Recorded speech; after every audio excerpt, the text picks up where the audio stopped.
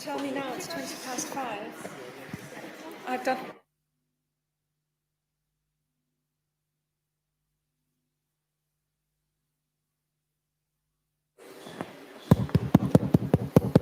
Check, check.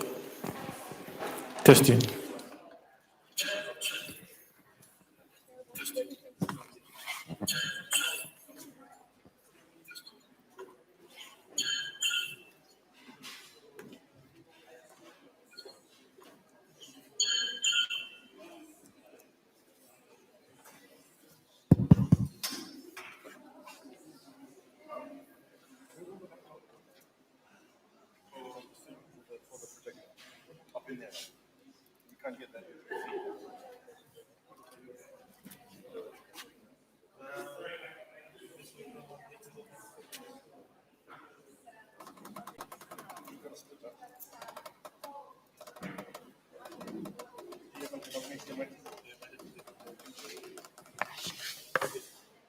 It might be easy to stream from.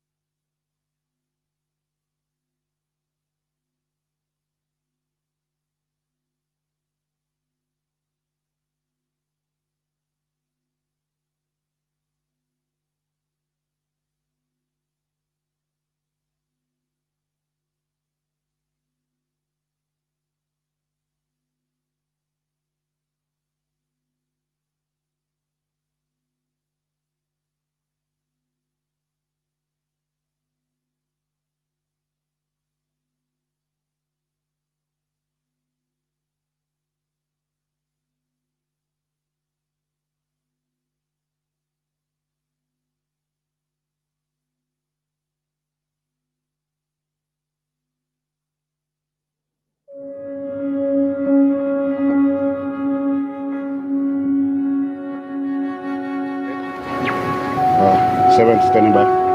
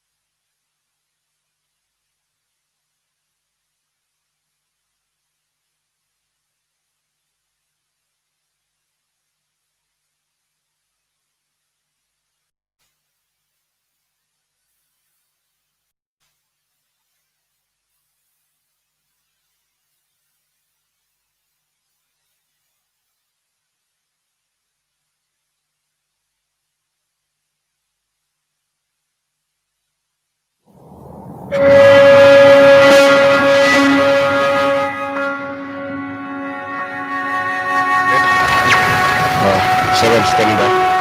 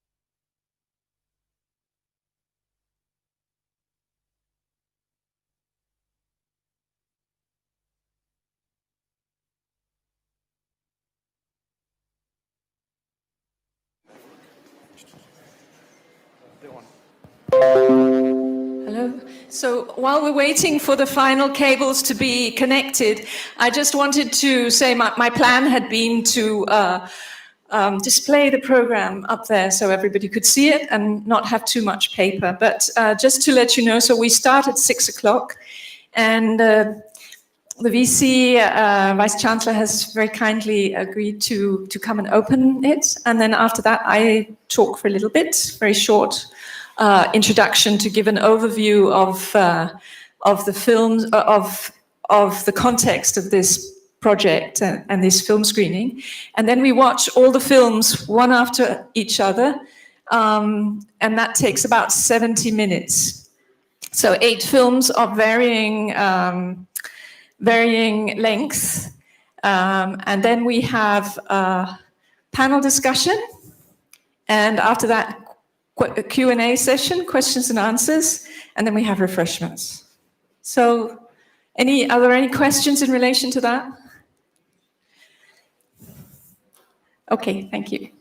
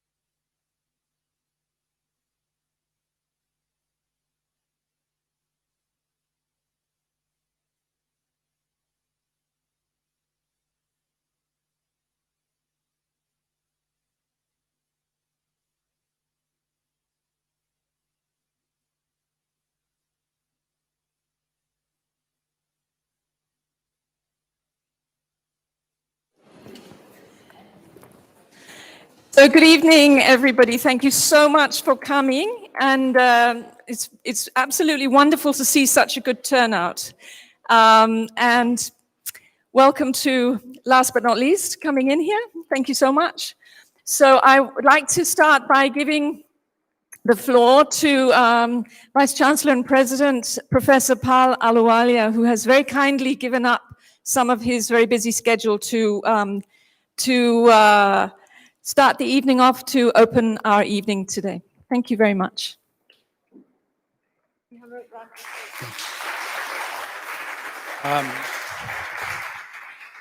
Thanks, Jackie. I came all prepared at 5:30, but I was told that this is a trick to make sure that the room is full by 6.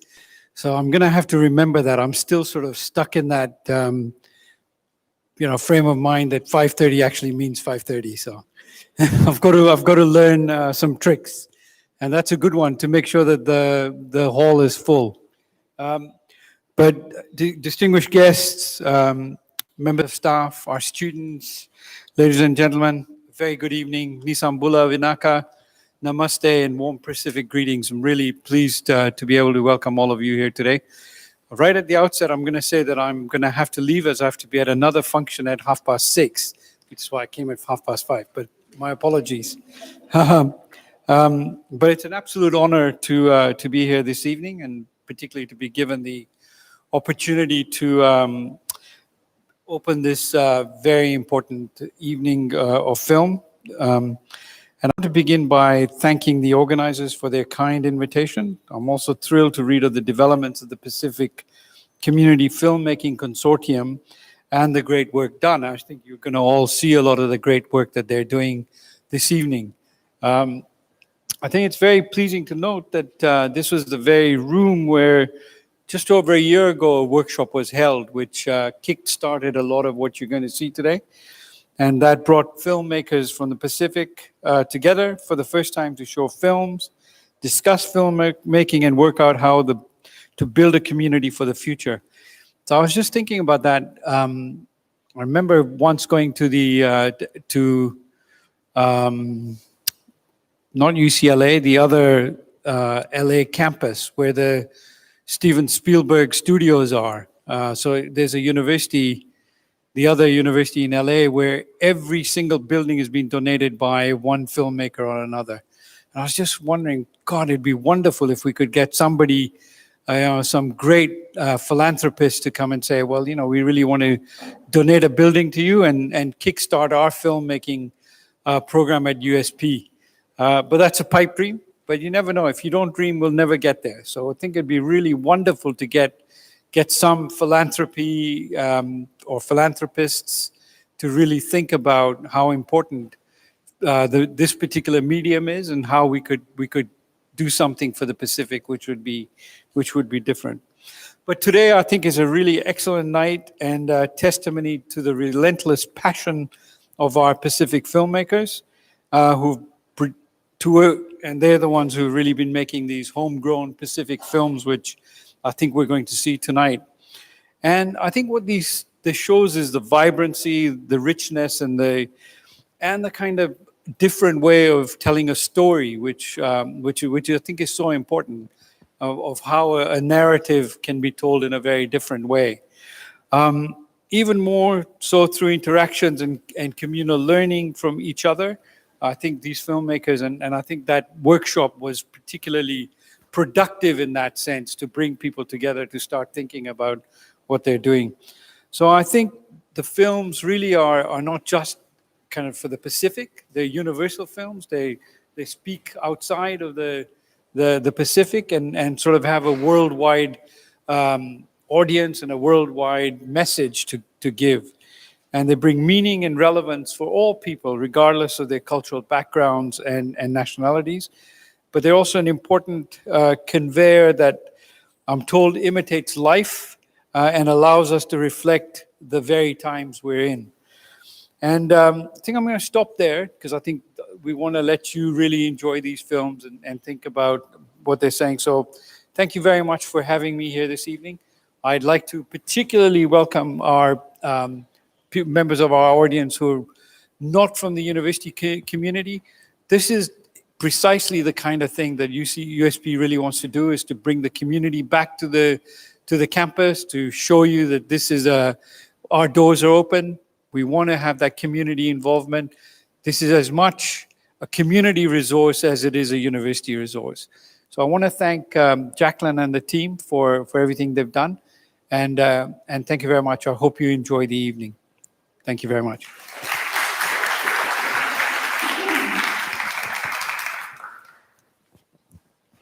Thank you very much. Could I ask Annie, could I ask you to close the door, please? Thank you very much. Nisambula Vinaka, Namaste, Salam Alaikum, Noa Ia, Kiorana, Maori, Ekamawiromo, Halo Olketa, Yakwe, Whakalafa Otu, Talofa Lava, Malo Elele, Malo Ni, Talofa. And forgive me for the wrong pronunciations. A very warm welcome to you all. Thank you so much for coming tonight to be part of this very special event. A particularly warm welcome to my students, many of whom I have seen in the audience. It's so very good to see you here. Film for Gender, this project that's screening today, is funded by the UK Arts and Humanities Research Council under the Global Challenge Research Fund and led by Dr. Kirsten McLeod, Edinburgh Napier University. And I would like to acknowledge the presence of His Excellency, Mr. Dominic Rhodes, British High Commissioner. Thank you very much for taking the time out of a day with many commitments to be part of the beginning of this evening's program and for the continued support we experience from the British High Commission here. As with so many projects, creative and academic, that inspire and build on one another, the Film for Gender project was inspired by earlier Pacific research projects led by Dr. Tony Crook, St. Andrews University, which were funded by the European Union. And I'd like to thank Ms. Alanyeta Velulu, a member of the delegation of the European Union's gender team, for taking the time to be here this evening also. I want to start by giving a brief background to this evening and explaining the program. The Pacific Film Consortium, made up of Pacific-based filmmakers and organizations working with communities, came into being, as Professor Alualia said, in July 2019 in this very venue. Based on experiences from a networking project in 2018 across the Pacific to link with filmmakers across the region, we held a wonderful workshop here. And as Professor Powell said, that for the first time we brought filmmakers from across the region together and with anthropologists from PNG, Australia, New Zealand, and the UK. The filmmakers presented and discussed their community-based films and explored innovative Pacifica-centered ways of tackling the complex and deeply sensitive issues of gender inequality and gender-based violence. Inspired by the discussions we had at that workshop and the powerful films we saw, the Film for Gender project became a collaboration between 5 universities, Edinburgh Napier and St. Andrews Universities in Scotland, and the University of Goroka, National University of Samoa, and USP. Film for Gender was designed to provide funding and technical and administrative support to filmmakers across the region for a series of films on gender equality issues to screen at this time during the 16 days of activism against gender-based violence. COVID-19, of course, changed everything. Nevertheless, tonight we are screening 8 short films, in fact, from across the region, and 5 of these were produced during this chaotic year. And this really is a huge achievement on the part of the filmmakers in particular, but it's also a tremendous achievement on the part of Dr. Kirsten McLeod, who from Scotland has held everything and everyone together in the best conceivable way, always with empathetic support, cheerful generosity, and strong professionalism keeping us steady through what has been a pretty rough journey for everyone. So Kirsten has worked almost day and night for the past days to finalize the product into a coherent one whole film for 3 consecutive launches. In Honiara last night, in Suva tonight, and in Goroka tomorrow night. And a huge, huge thank you to Kirsten for that. Kirsten and UK investigator anthropologist Tony Crooks at St Andrews, Scotland, would both have been here with us tonight had not COVID-19 cut us all off from one another. And I really wish they were here tonight. With this screening and with the production of these films, the Film for Gender team hopes that the films we've produced will be part of an ongoing dialogue and that we can raise awareness not just of the issues around gender inequality, but also of the filmmakers whose important work with and for local communities can achieve so much as part of processes for social change. As I mentioned before, the program we have for you tonight is the screening of the 8 films of varying length and will run for approximately 70 minutes, followed by the panel discussion with Larry Thomas, with filmmaker Larry Thomas, with Rani, wonderful, courageous star of his and Georgie Nambalarua's film. We're hoping that Mickey from House of Chameleon will also be here, but I'm not sure he's here yet. Marianne Lockington from Fiji, Women's Rights Movements, and Domenica Calabro, coordinator of the Gender Study Program at School of Social Sciences. And we have question and answers, and after that we rewatch Weaving the Streets, a transgender story from Fiji, and finally we get to the refreshments about 8:30, 8:40. So, and finally, I also want to say that there will be an online launch of the films with all the filmmakers on the 1st of December at 7 p.m. And that link is available, will be available on the Pacific Filmmaking Consortium website.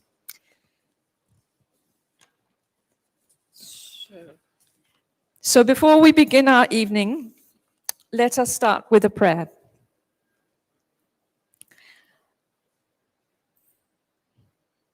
Lord God, we give you thanks for this beautiful day, for your creation, and for this special occasion that we are blessed to be part of. We give thanks for the life of each person here. We pray for those across the region and the world impacted by COVID-19 in so many different ways. We pray for those developing a vaccine and for politicians to act with wisdom. We pray for all women and children suffering under gender-based violence. We ask that you may bless this evening and guide us, that we may be inspired and enriched by tonight's images and words, and that we may pass on that inspiration to our families, communities, and workplaces, and work creatively together and in each our own way, to effect change of unjust structures and practices that enable and perpetuate gender inequality, oppression, and violence against women and children. All this we ask in your name. Amen.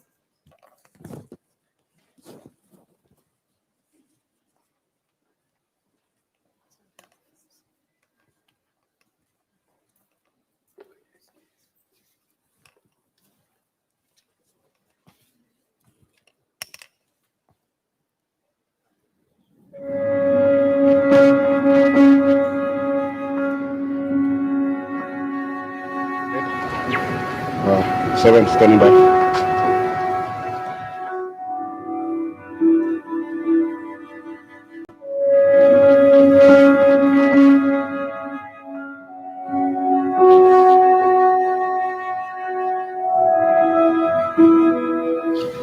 Osemiet minus por Mary lo place na au osemi pla blessimi become osemi Kirapim lilig business lomi na mista. Nasa sick COVID-19 kam osem yung labik na bakara. Miet ni Mama Laos, but mi sa wakil lili market. Sit down sa yung dry smoke, flex cut, fruits number mi pa yung main market, wakil lili retail market kem lo. Main gate university ko kaya. Time this la lockdown kam and through planti line mo operate na our family been to operate. Na to all talking yourself, you like run on it's la walk. You know, come close to me. You must go finding out the house stop and making work. And I'm something through family talking to. Only talk was this like COVID-19 bakam. Now only any companies. Now plan the total go me to me Fred. Auto sige and flow air. Now time you breed and by you since la sick na ide was some animal threat. This a time talking palo stop was 40 days. So 14 days mi pla close. Igo na mi pati no sem 14 days na mi pla la hopim stua. All to giving pa na 14 days. Na mi pla finding big pla paharap straight sa time.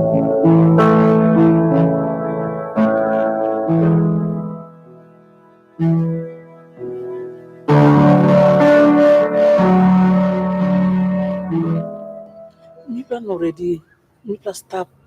Osem mi pla stop natin no inem kam na mi pla kirap no to sem okay something go stop osem kaman belum pla mosem stop him this something so mi pla at one pla road now news kam mi pla look at TV but you mean already you mean stop no more tasol this la sigem ba kam osem wanim mi pla ba kisim na mi pla ba indayo mi pla pa la sig osem wanim mi pla ting osem mi pla stop tasol mi pla luluk John Gapman, look was the member no nalulo mi plano Orlando place too.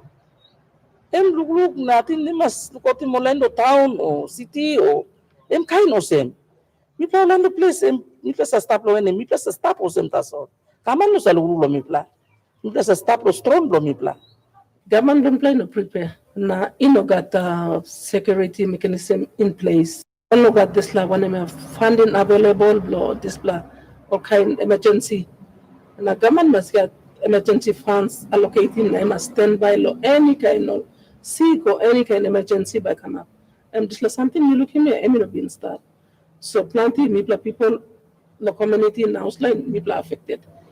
Now it's something that me looking at one people bar straight people look around because plenty in salo this time me looking here.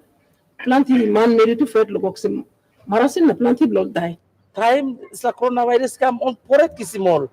But almost plenty man also around the town. Also stop the solo place.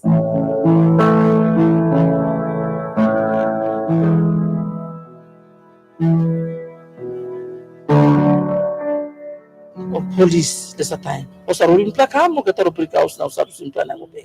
Time more police come now destroy mo lem also impact or bilung do sa ron kun sa house line. Na time lo market o groka market tu o sa ronin mani o kaman sa ron o sa wan pakan something o sa ronin pa o sa TikTok ya. Time COVID-19 emon, emos also boy lockdown. So how when boy come, mi ba story liklik osem. Mi plus taple ya, mi plus ave logo baim so la market na kam salim outside the table. So time this la COVID-19 embinon, o kata police emol stop lo kata hap lo road no checkpoint, lo boy no can come through lo islands. Table line niya mo sa live on top lo sumo buhay all this la sales lo na o sa live ya. Something is a marketing plan or same boy, for example, boy na smoke. The man lo kay this la boy na smoke here. High, 1 or 2. Call man no kay this la something still by you looking more piney yet lo one happen stop. Time COVID ikam, mi bla stop that's all. Mi bla sawa lo market so mi bla ask him, mama papa blo boy only come. Na also come na also talking mi bla. One him up boy na kapipi stop, one in place stop also talking mi bla. Morning too late, mama papa blo boy na kapipi sleep one mi bla. Morning mi bla go lo boost. Mipla Brooklyn Wara, Mountain, Mipogo, Kama, lo place Donna, Mipla Kisim Nakam. Now Mipla go in the hall. Now Mipla buy Mipla na buy lilik money. Big money, Mipla go give more now. Mipla Kisim na, Kam Leriana, block Blomipla, Mipla stop long. Also, the boy am green gold, Mipla all islands. So all go lahap, time oxy boy come. Sample lighting inside the tire blocker. Sample diesel drum. All washing inside them now, or put him by go inside, or pack him inside the diesel drum. Sample story come also me plan looking live plus sample story come also. All man put him inside the coffin box. No all cry on top of this boy. So all come, no time all police all check him. All talk. Time all man cry so all looking most manida you got man Mary mix up na kanto. This law looking most all man tas also all talk more so you must go down. So all man go down all check him inside the coffin all find out to say that boy stop inside. Sample cut him melon or else inside the melon penis all pack him boy go inside. All make a kind can means na wish lo carry boy across lo meden kamantap lo islands lo salim naksimani.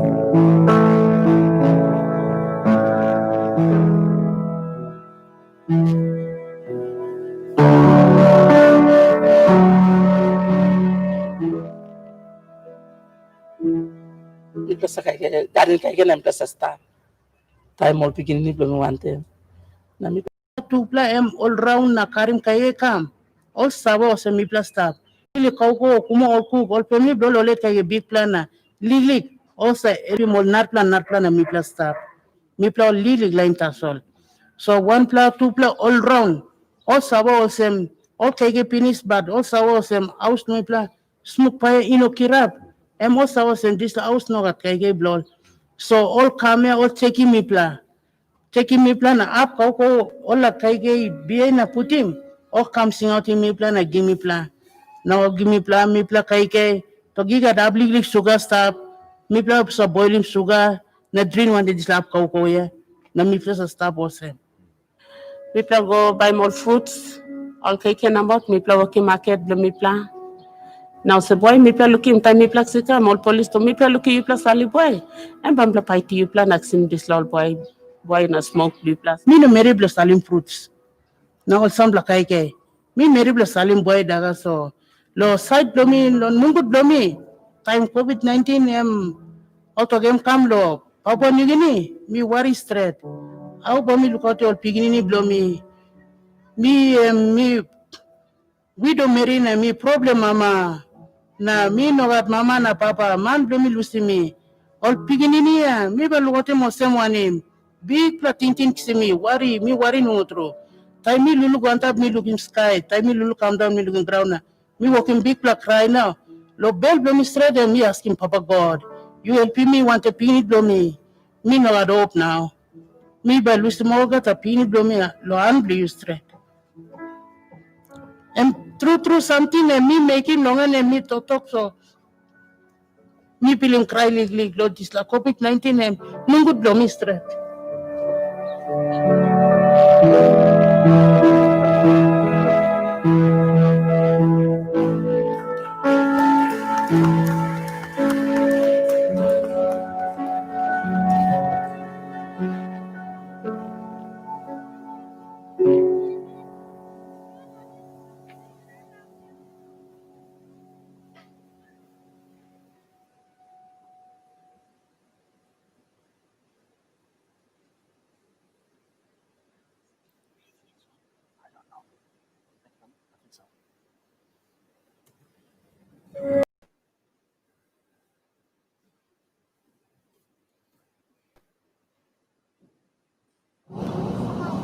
Wants to come and meet people in these countries, people in the gender networks, people in the policy world, people in the institutional world, the government world, and very much try to connect up with local filmmakers and the creative arts.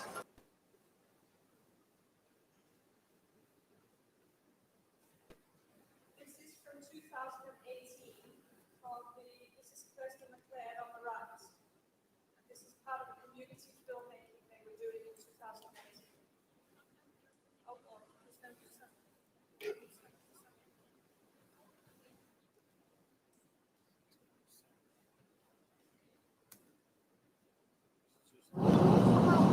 wanted to come and meet people in these countries, people in the gender networks, people in the policy world, people in the institutional world, the government world, and very much try to connect up with local filmmakers and create arts. Sound might come in a bit later.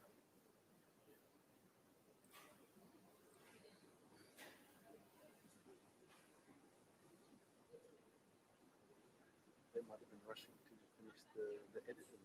But, it's actually the video. It's actually the video. Just skip to halfway. Yeah.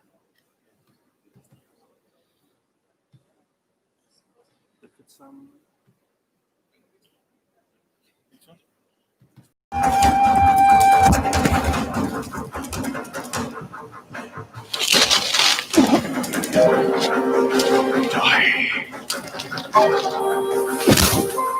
I've got to get to the force.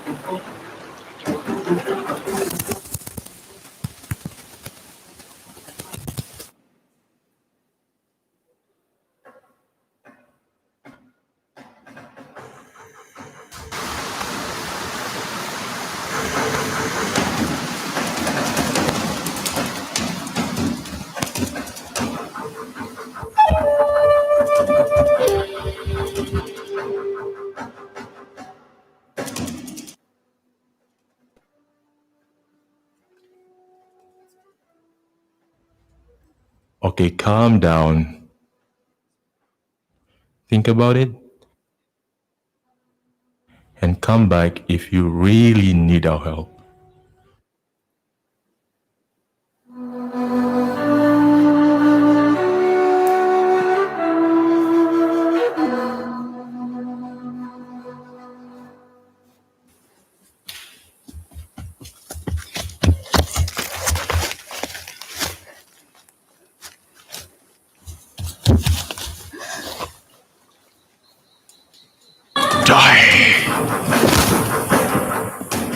I've got to get to the force.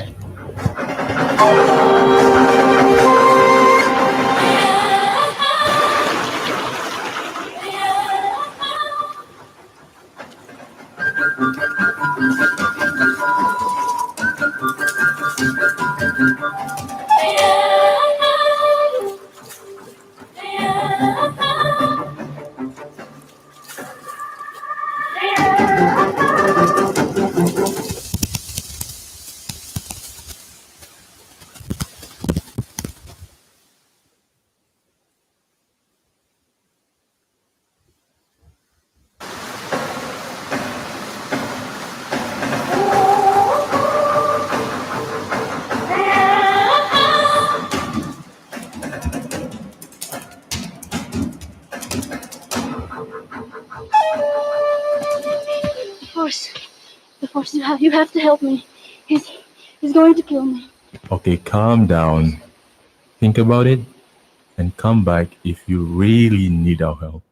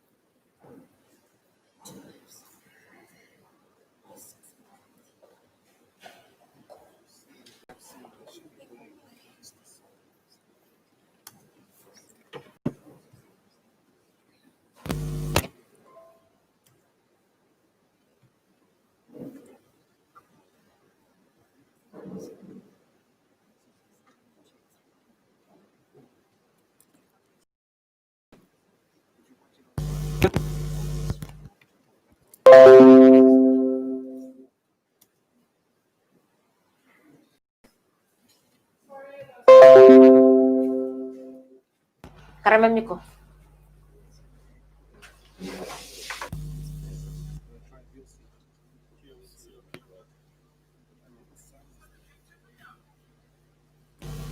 No, we're getting the mics.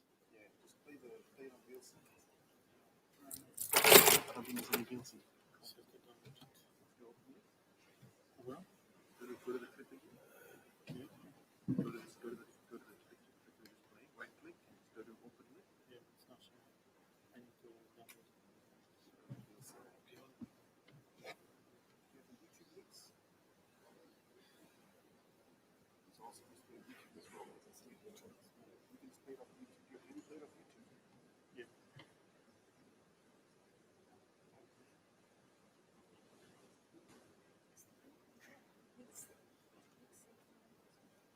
YouTube. If you're on YouTube, you can hotspot.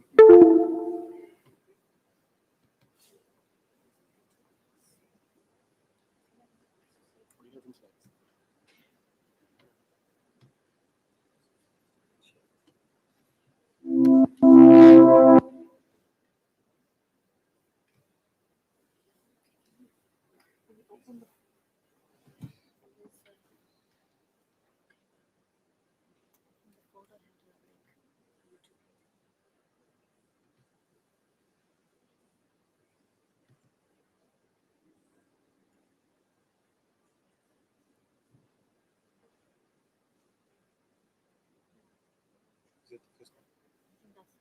The whole thing.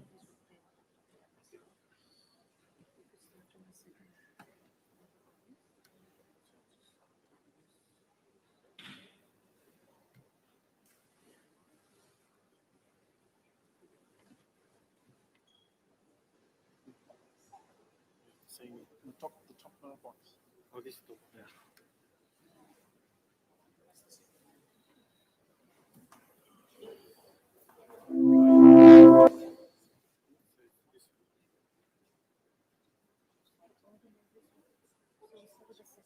Yes, play the second. Play the second. Yeah. Second.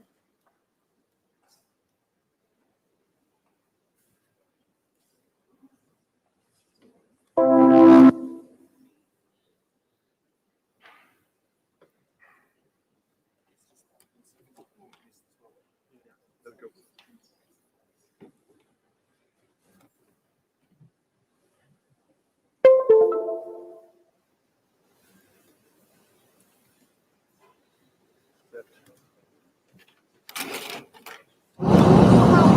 Obviously come and meet people in these countries, people in the gender networks, people in the policy world, people in the institutional world, the government world, and very much try to connect up with local filmmakers and creative artists.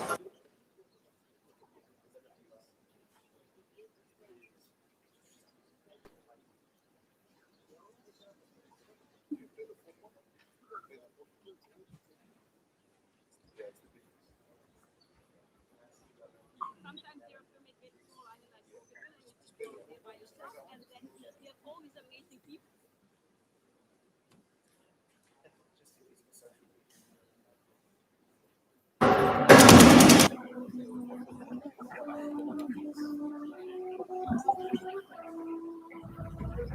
Okay, calm down. Think about it.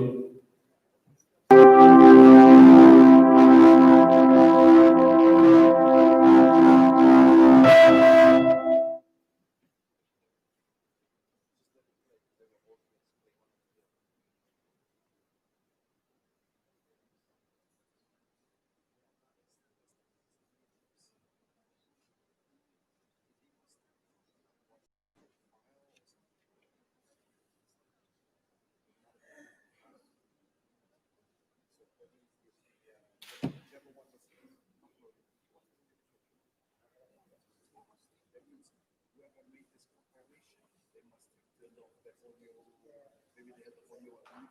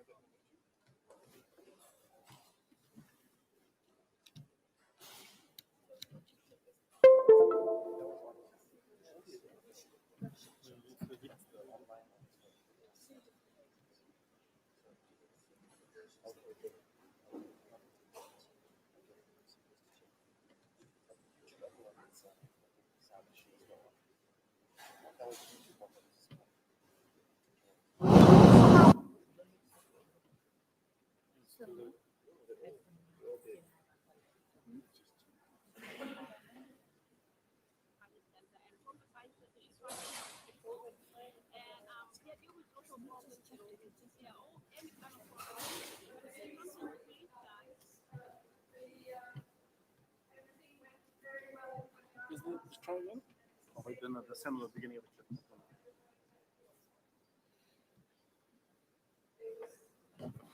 The films were sent in 3 different versions, each film, and were supposed to have been checked through. So my sincere apologies.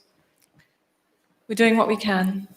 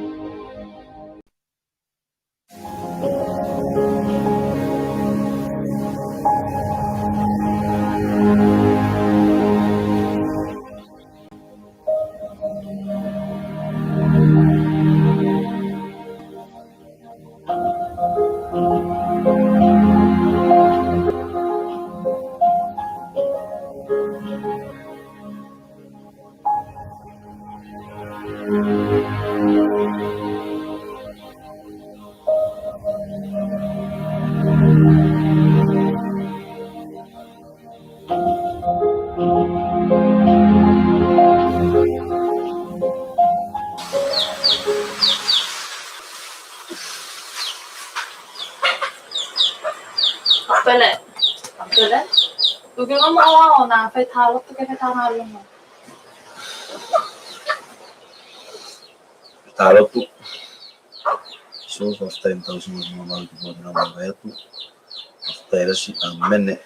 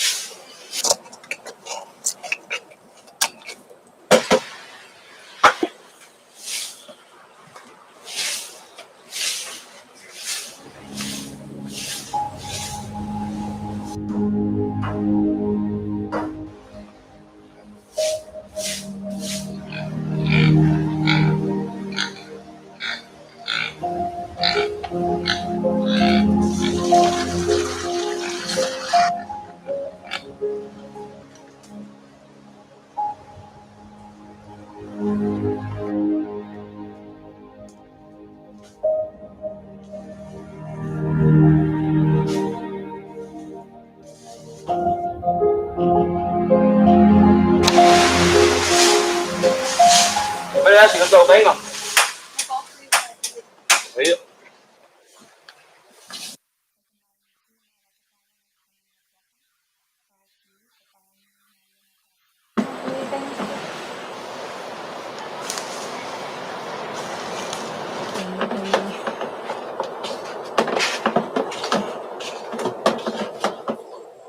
Cerai sih, parang ni Muteso.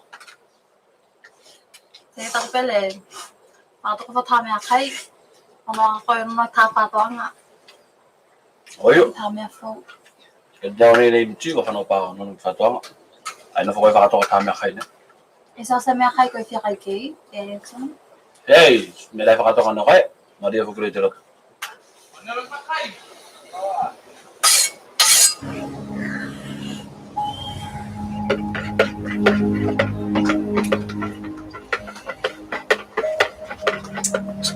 Hey, alita. Mau sama ya? Lego. Lain. Mau. May fay. Mga kita main na. Pato nga kasi tawawangan sa no sa mga nga. Siya. Kaki. Pato nga mawa. Ato ka. Mata na eh. Fug may mafia. Tayo ba mani? May tayo ka kinang nga. Ay ko, sama ya? Isa ko. Manilo. Mafay mo daw kayo ka. Kaya ka matok siya daw. Ay ko, sa ta fakaw. Ang ina ko lang ulit ito basi fare ka. Ya. Kasi pagkatao to tinungan. Siniyo na ba mo di mau na pa? Wala ba na ko. Pangatalya ka may may anani para ko tayo ni ko. Nilani masungkol sa kuwawa nga. May nga lut fa to nga.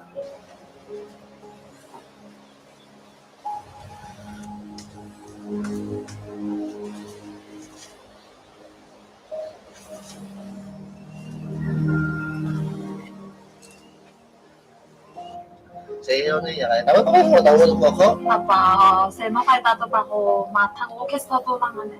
Ayo.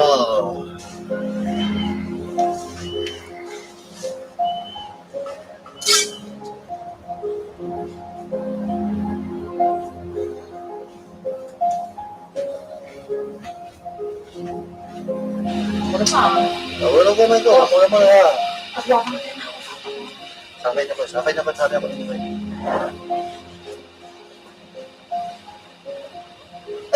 Oh!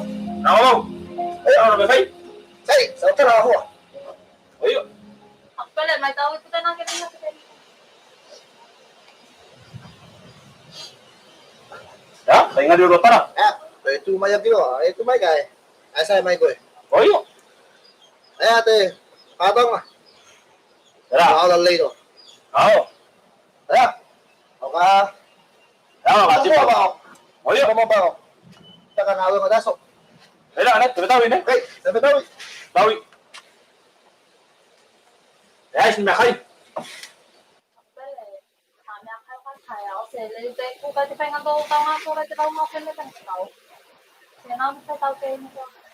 Ya, ako sila mo pakato kami akay, ano pero ko sa talag sindira. Ya? Kaya wa? Okay, may akay, yaw ni pita ki, kano kay sa nga, kano kagapi, wala ko pita de le, may ta sindita. Wala sa tama ino kita ko nga. Inuchi, wala na sayo. Selelay daw to nga so ale me ko. Dena, ya ko no pero sa talag ito tanga, so ase kay may akay. Lay, ko lang sa tawa ko. Ay, Push. Atali mai. akay, kinamay, ako ato no to kay may akay. Kayro may akay. Iyo, mo fa na ta kay ko. Ano na ito? Ano kala ko eh. Ano nga los. Atali mai. Sa to may yakam tama dito suni. Ang file ko fa ko, so si pa to nung file ko. Iyo.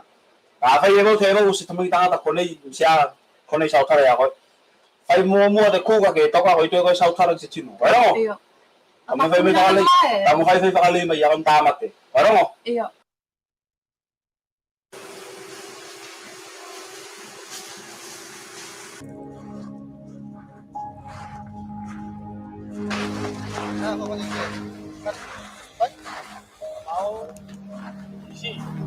Ito ba yun? Kali may mga May nakawang tayo mga saling mo. Sino ka nga? Lewa. Tayo gamay. O doon? Like. Ano ba tayo? Ako.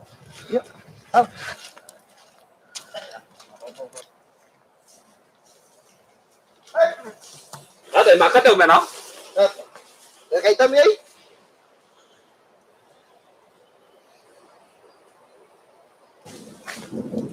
Tayo na. Pero, tawaran pa kita sali. Kaya ka tao. O, pakasok ko mga tao eh. Tayo mong rin ko. Hindi tayo daw kay Papa. Kay tao. So, takot mo tao ko. Lay. Lay.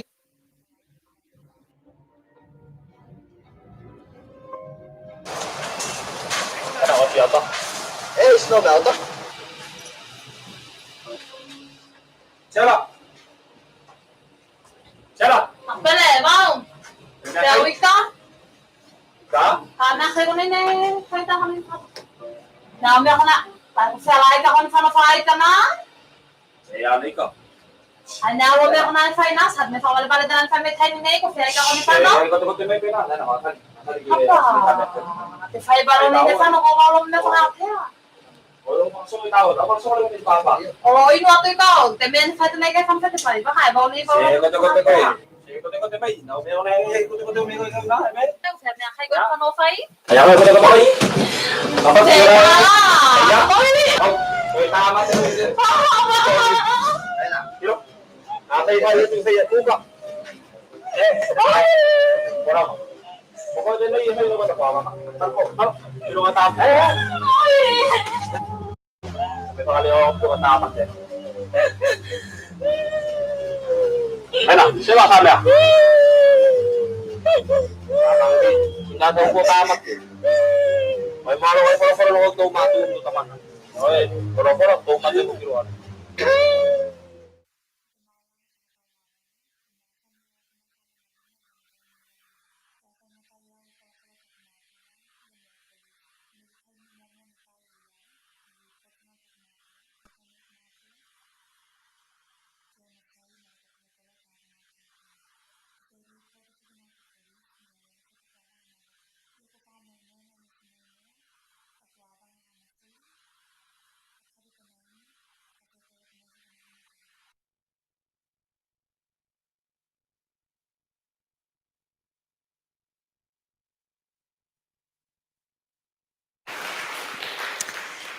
So we have a technical problem at this end, unfortunately, and we ask for your patience. For 5 minutes, we'll put the lights on and they'll try and fix it. Sorry about that.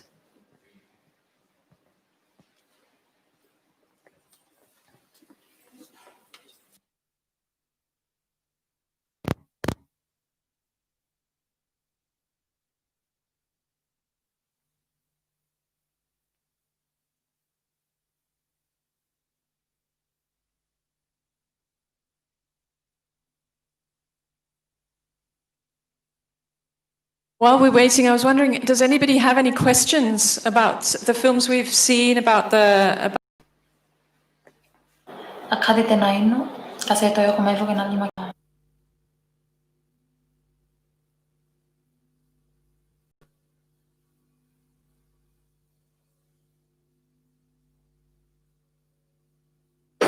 Renzo, iga da sa tintim na to.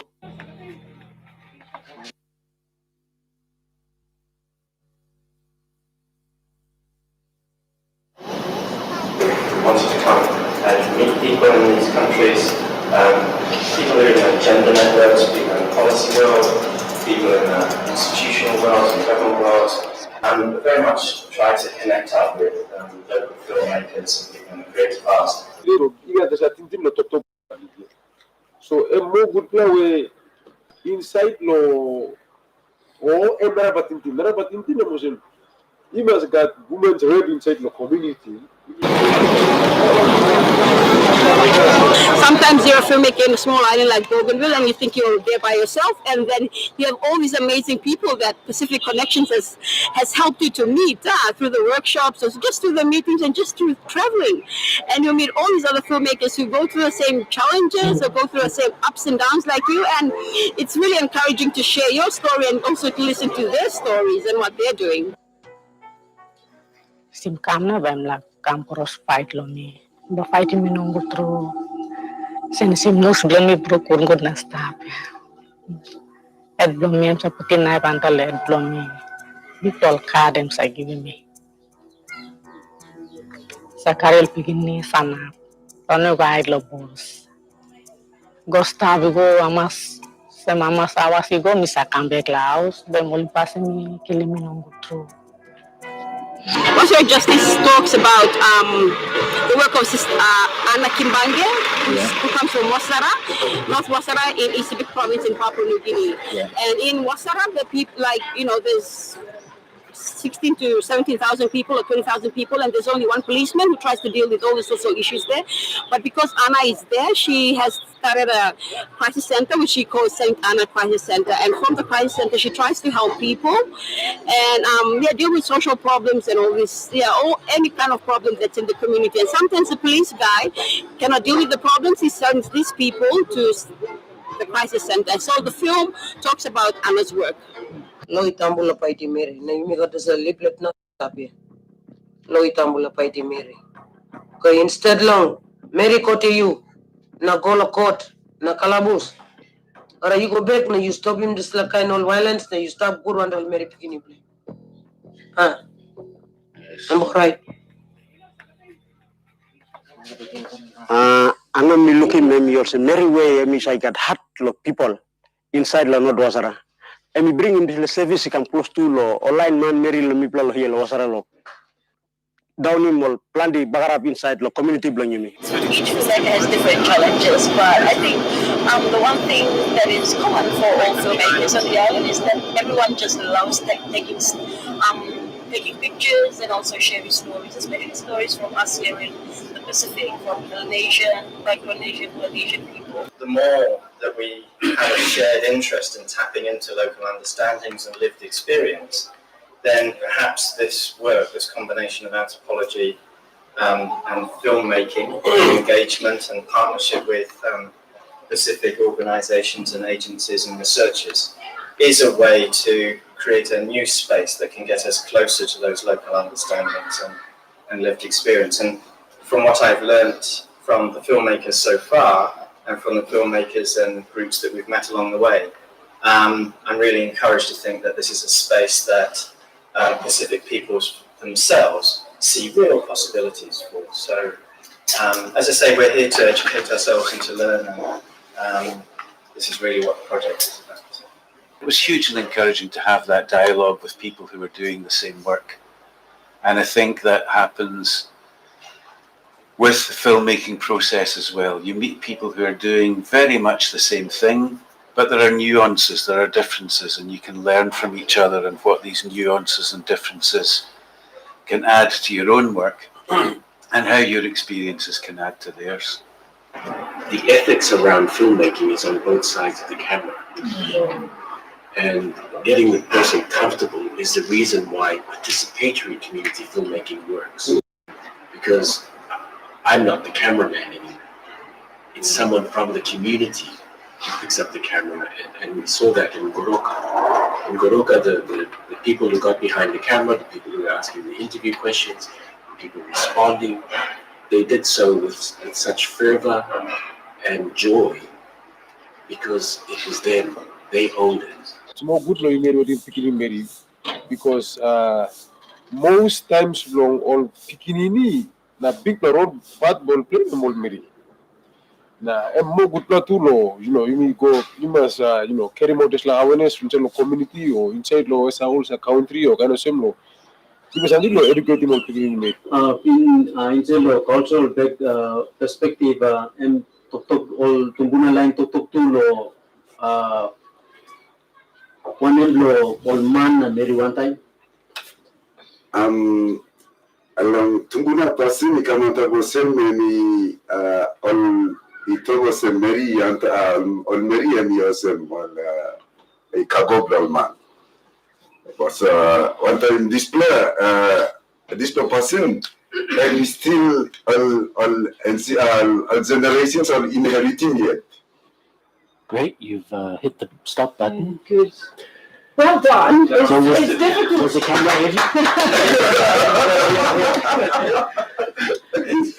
And Anderson, you speak really well. Yes. You speak very well. Would one of you like to try on the camera? Yeah. Come on. Have a good one. He came late. Pauline? Oh, he's in Buddha. Islam lo zoom in. Go. Open last time. On it. This is the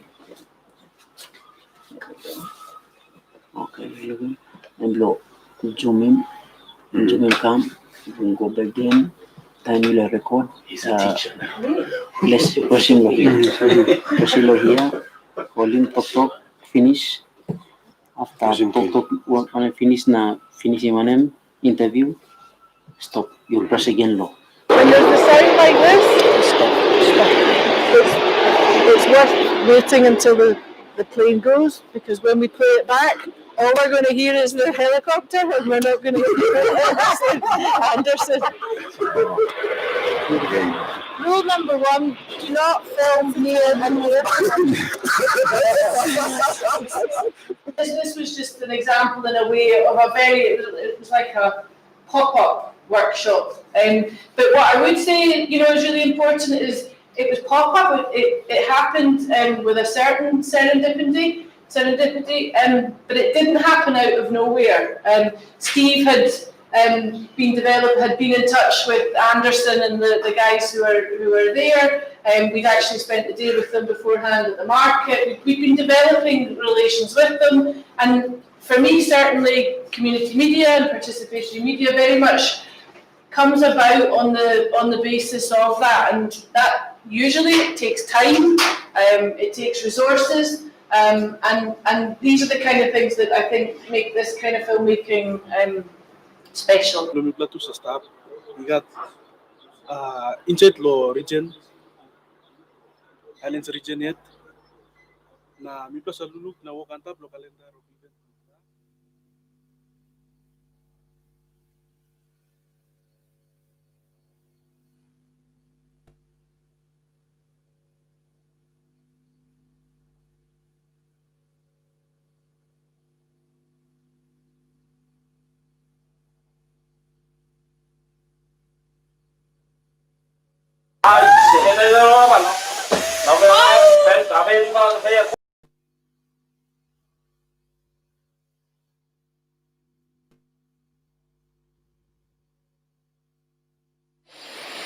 Kama mfuma lokolwa ililwa femekulu sa linya uma keminga ay walwa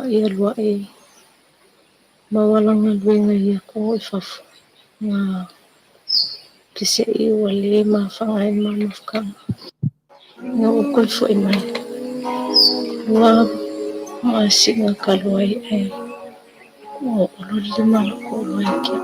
Samoa is the last country that this team of academics and filmmakers is visiting. We've visited 6 countries, and we've been conducting workshops where we show documentary films and also dramatizations in film on the issue of gender equality and gender-based violence or violence as perpetrated against women and girls. We know that around all the Pacific, all of us are storytellers. And one way, a very good way of telling stories is through film. Good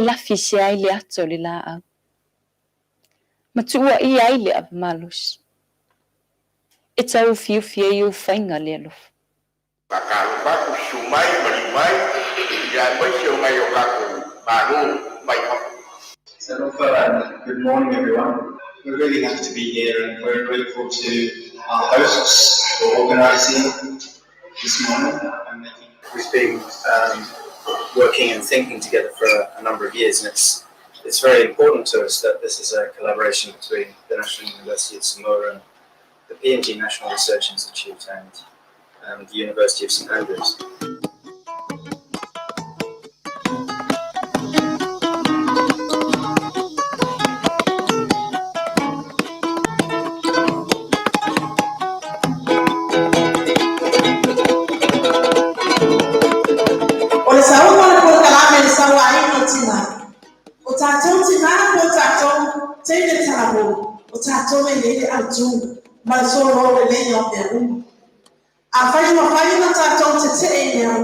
e mano malo ma le dentro qua ai o tātou ko itima e te tawa na yai o tātou whaapale me e fia mara lava mātou po le ate awa pe leise awa o ate tifana e whaau matu ai e whaau na i o mana tuatana ta hiri ta pule na ia tu sa ai mese ko iso ai tina Mai le whionga le atua, whata oto lava lea. A wane i tā whia leo inga, i le tama. A wā a whai e te sasa ia te ia, i se la au, e le oti o ia. E kaunga sasa. A le whai mai le whionga le atua, e taunga sasa tato whana. Taunga sasa i se la au. A e vai te uoki. Whai mai e whionga le na au. E le siri ma le e le te tau fwoi tato whai a le atu langa i tato whanau. Wa whanau o mea lo whataua le na mai le atua. Tātou te tausi ma whapepele i ai mātou. O whanau fwoi o me koe atare ki tonu o tātou ainga. A le whamai e whaongare na ue sasa, o le awa le manua lia o le tino, a ia tāua i a te ia le amana e sāre nani. E le nei le atu nanga i ai mātou. E le nei. Ma la whautuanga o mātua, lo whai o la tau whanau. Awa le sasaina o tau whanau whamumole. Awa o le luma naina o haina. Ia, whaftai molo wa manoa. Ia, ese atu ai ngā sawanga. Ese. Ai tupu whaiam sawa ina tātou tina.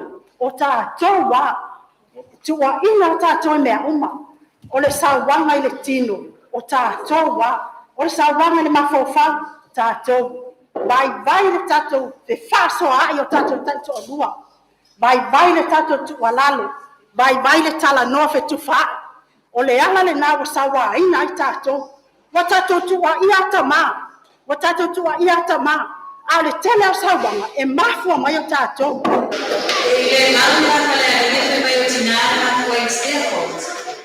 I disagree. Because of the fact, it's not just the woman in the family. The family is always two persons, two people. It's the father and the mother. So if the mother is always blamed, where about in the family is the father? Participate in very diverse ways, in particular ways that people experience gender equality and think about gender relations. It's very specific, and we thought that this juxtaposition was actually very helpful in trying to tease out how filmmaking practices have responded to particular setups in communities and the leverage that they might have towards change, and it might be instructive in a wider understanding of the kinds of responses that creative people are having with communities to support the change that they see as possible.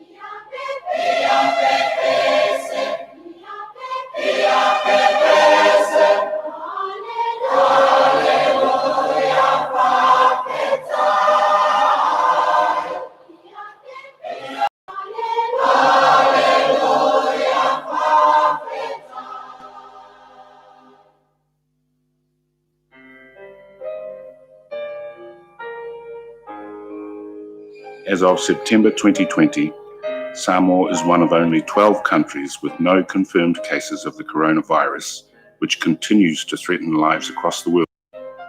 In 2019, Samoa, with a population of just over 200,000 people, survived a devastating measles outbreak, resulting in the loss of over 80 lives. Now another threat has the government of Samoa in emergency response mode. And now with COVID-19 near its borders, Samoa's government continues to enforce strict state of emergency declarations. The measles epidemic in Samoa was quite I think it was a very hard time for the country. To the health side, from perspective, I think we have a lot to work on. Samoan nurses who were in the front line of the response to the measles epidemic, including working with other ministries to deliver at-home vaccinations for measles, have strong feelings and memories of the measles epidemic. This required the considerable support of volunteer health workers locally, regionally, and internationally to stem the crisis.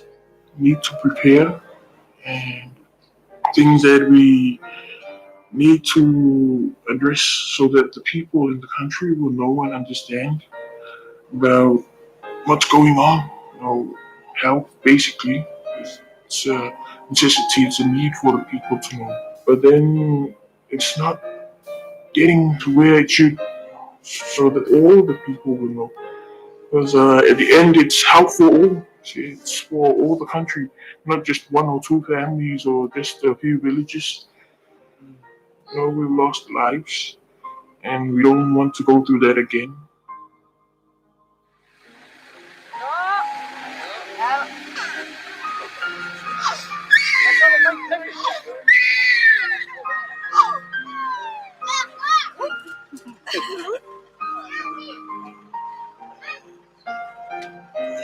No lava. No. We still have some gaps to look at. COVID-19 is a worldwide problem, and many lives have been taken. So prepared is, I think we'll go on the line for that. We have to enforce it because I'm talking from a Samoan perspective. We do it now. We say, oh, we're COVID free, and then we just ignore all the protocols and everything. We go back to the same old thing. From what we're having, the state of emergencies and things. Most or all of the villages and families, they've been abiding by it. All the distancing thing, especially when they have the flying to pay, those 2,000 With the lessons learned, the Samoa government quickly implemented measures to combat the COVID-19 at its early stages. These were introduced and implemented by early January 2020 and included medical clearance tests valid 3 days prior to arrival in Samoa, quarantine at the last port if the person's origin was from a country with confirmed cases of coronavirus, a negative COVID-19 test before being allowed to board a flight to Samoa, and ultimately the closure of Samoa's borders to international travel, allowing only specified flights and conditions for returning citizens. This included Samoan citizens who are residents in Samoa, recognised seasonal employment workers, and Samoan students returning from overseas institutions. Internally, schools were closed, social distancing was introduced, and the number of persons attending a gathering was severely restricted. Persons over 60 years of age were confined to their homes. There are acknowledged limitations to its efforts to combat the coronavirus. Samoa, for example, has only recently acquired testing kits and the equipment to carry out testing for the coronavirus. Samoa also has a limited health workforce and has a population at higher risk of infection and complicating factors such as high rates of obesity and diabetes if the coronavirus was introduced into the country. The first experience was the measles last year, and that brings the idea of what's going to happen. When the state of emergency was declared in March 2020, schools were closed, a rapid and decisive decision as in stark contrast to the delays in school closures during the measles outbreak in late 2019. The Ministry of Education, Sports and Culture has attempted to meet the needs of students around Samoa. And we decided something in order to reach to the students because we don't know when will be the, schools will start again. And we came up with a new idea of preparing notes and call the parents to come and pick it up from school. So that's our first option in order to reach the students and able to teach the students what they were staying at home. However, the disruption in education has been concerning for many parents, including Simi, with 3% of the population aged 15 and older holding the first degree or higher in the last census as at 2011. Few parents in Samoa have attained the tertiary level of education. Ya logo lockdown ki do ka ko o o mela le fai lava homework ki fai o mere ma sen kama mai homework ka piki mai homework ki pare ya o ngai vai ala pitch ko se continue ala o fainga o homework kong le la ki pai fo ya le alo le fai tau ta mai ti to stories me fa pena ina ia to ai mai o te mama o le langa o ina ta mai ti mai ila la to mata o sa fa pena o ina la to fa ya o ngai to no so se ngai ma to no so se o ngai sa mo. Parents are concerned about their own ability to attend to their children's needs to teach subjects such as mathematics and science. I put it in percentage, I think it's 50-50, because some parents make an effort to come and pick it up, but some students, even the parents, never make it. So we can tell from the work that's been submitted. Some students are consistent because the parents are keep coming, pick up the new stuff, but even the school will try to create a chat room so in order to reach other students that are not able to make it. A shift to online learning also highlighted issues both rural families and families at the lower end of the socio-economic scale to access a stable internet service, and also their children's ability to access laptops, mobile phones, and other internet-capable devices. For teachers, this shift in the teaching mode from face-to-face learning to online strategies has been stressful, as the time to adapt to this resource-constrained environment has been short. With teachers themselves returning to the classroom, it is uncertain how long face-to-face teaching will continue. Actually, it's a rapid change, and it's sudden change from traditional mode of teaching and learning to a new,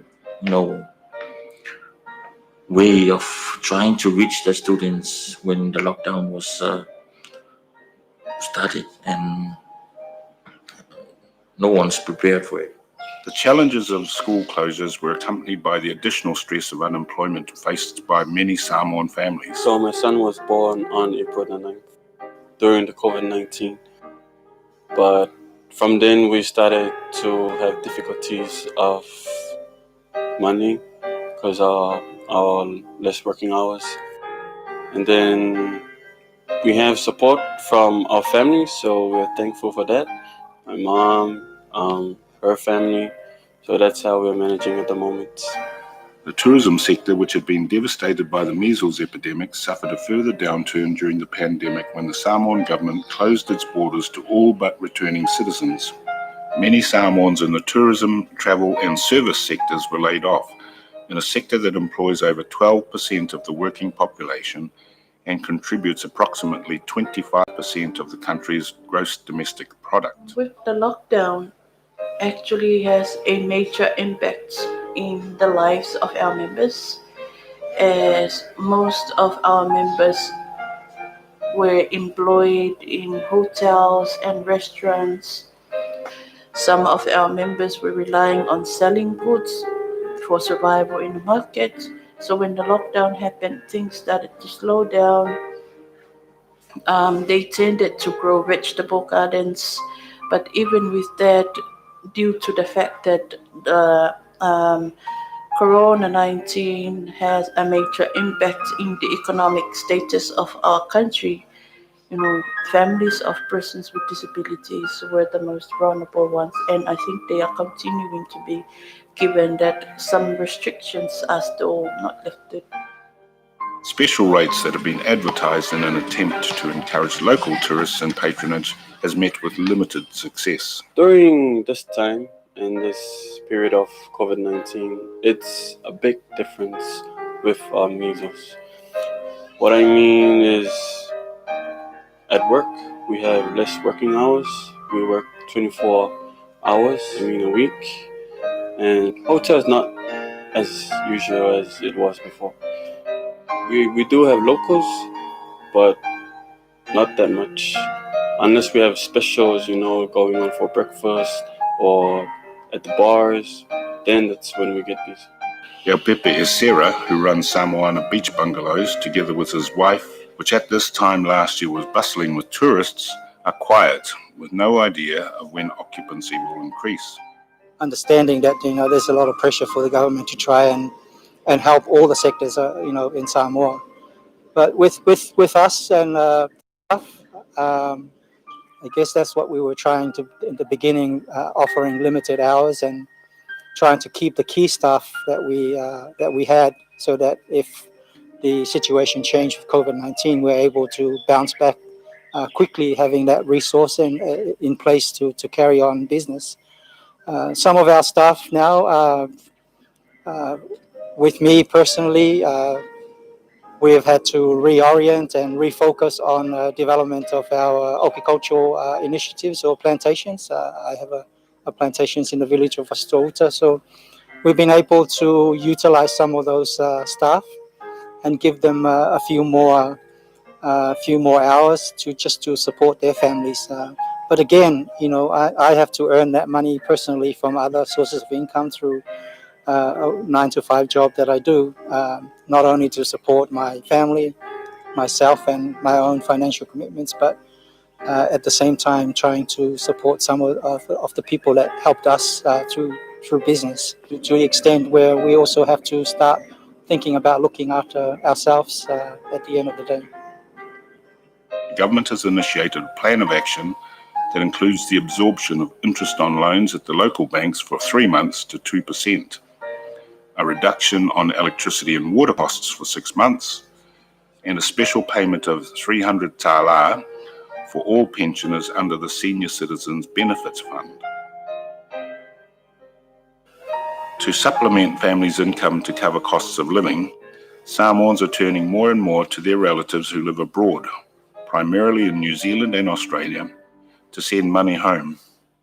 Remittances account for 503.73 million tālā and was the top foreign exchange earner in 2019. Sa whamanuia ia Lawrence mai le tau sanga i lua pesfulu ipa i le aso sefulu ono. Masino Novema, na tu whaatua i mo New Zealand mo ngaluenga whaavaitaini o whamanuianga mai le matanga luenga o ala manuia ma leipa. So tau au ai ma New Zealand. Ia lela na mawai ia Lawrence lana ngaluenga i whai ngaluenga ai o ngaluenga Fasimani. In Australia and New Zealand, many of those affected are in the service sector, where a significant number of Pacifica diaspora are employed. O lo soani mai peo ia I vai asa taitasi ele misi lava I tupe lafo mai. Whaonga ina le internet banking. E transfer sa o mai ia tupe mo le tausi ina o mawhanau. Ai le ngata I leo tūlanga le awa onga. Mai o se whamanianga te lele na mo si ua ainga. After almost 7 weeks at home, during the strictest restrictions under the state of emergency declarations when schools were closed, a father and his 2 sons have created their homeschool schedule.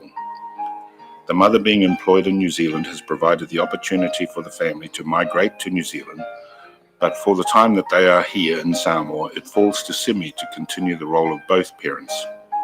Ia o le mela le wa o ia le malanga I New Zealand. Ia wa ula le wa pe o le whainga na wa ule o nga whangela ma ke le me o se whanau.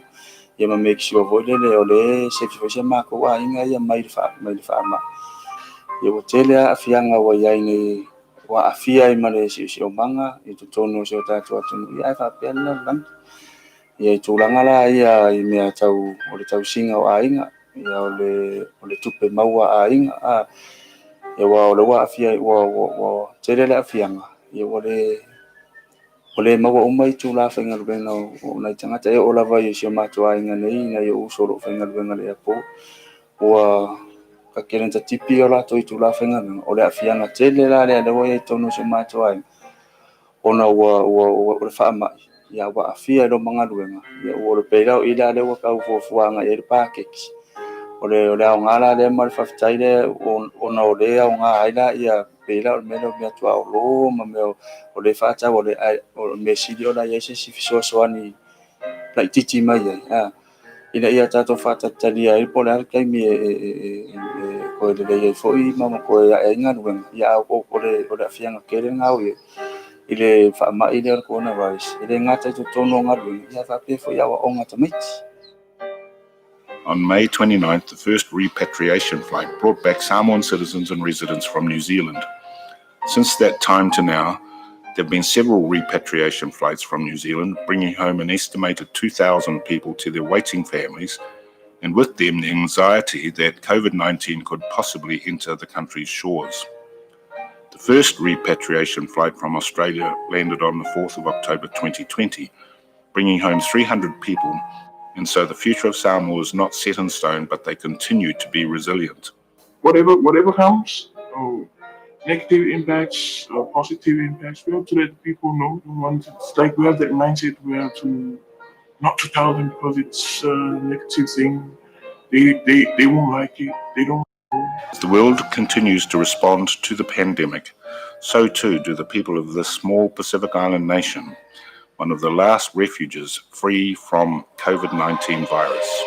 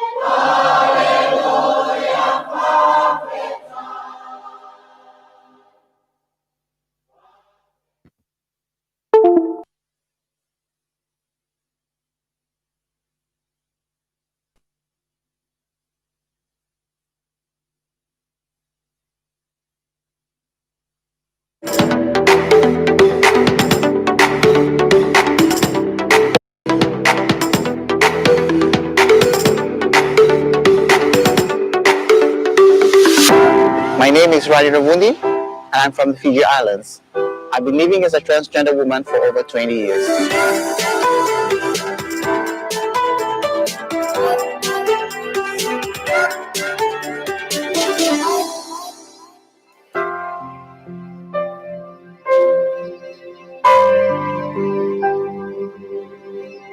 I've known I was different ever since I was around 6 or 7. Growing up in a village setting, I've always hung around my girl cousins, playing hopscotch, skipping, and just doing girl stuff. I hardly hang around my boy cousins. I seem to enjoy the company of my girl cousins, and because I consider myself as one of them. My family, they didn't take it very well. My parents, they really hated it. They disliked the fact that I was showing feminine traits. Especially my father, he would catch me hanging around my girl cousins, so I would get like the physical beatings and smacking, and as I was growing up, I was getting the punches as well.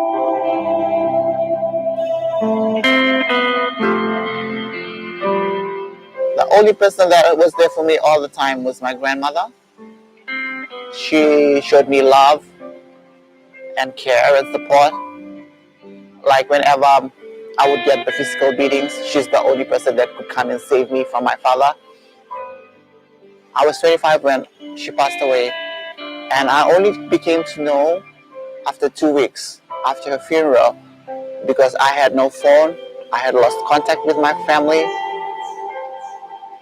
So I out of the blue, I just decided to call my mother, and my mother told me, "Did you know that your grandmother passed away?" I just hung the phone up and I cried.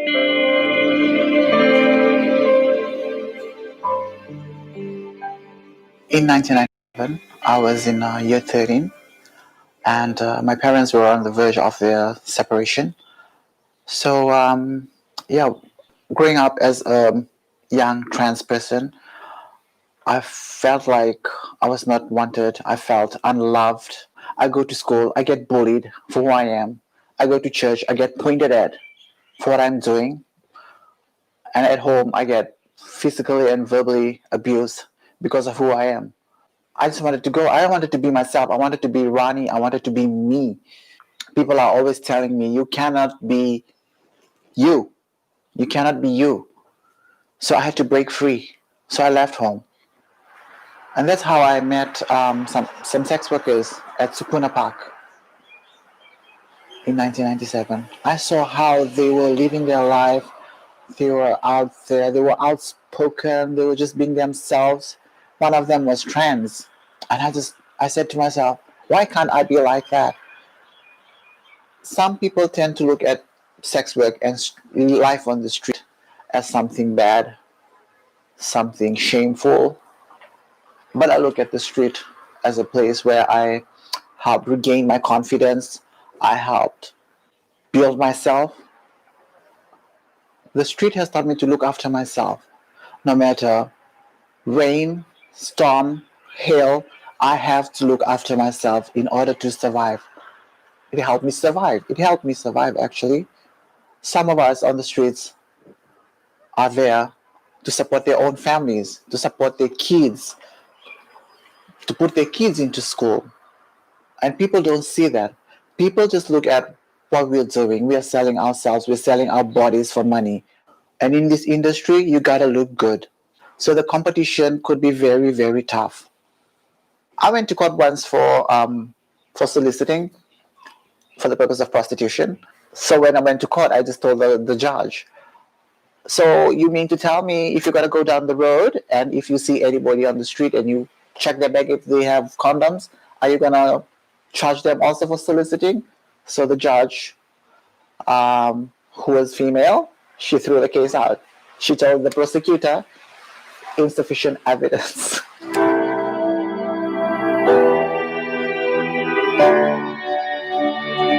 In 2002, while working the streets, came across some of my sex worker friends who introduced me to WEC, where they invited me to attend a human rights conference.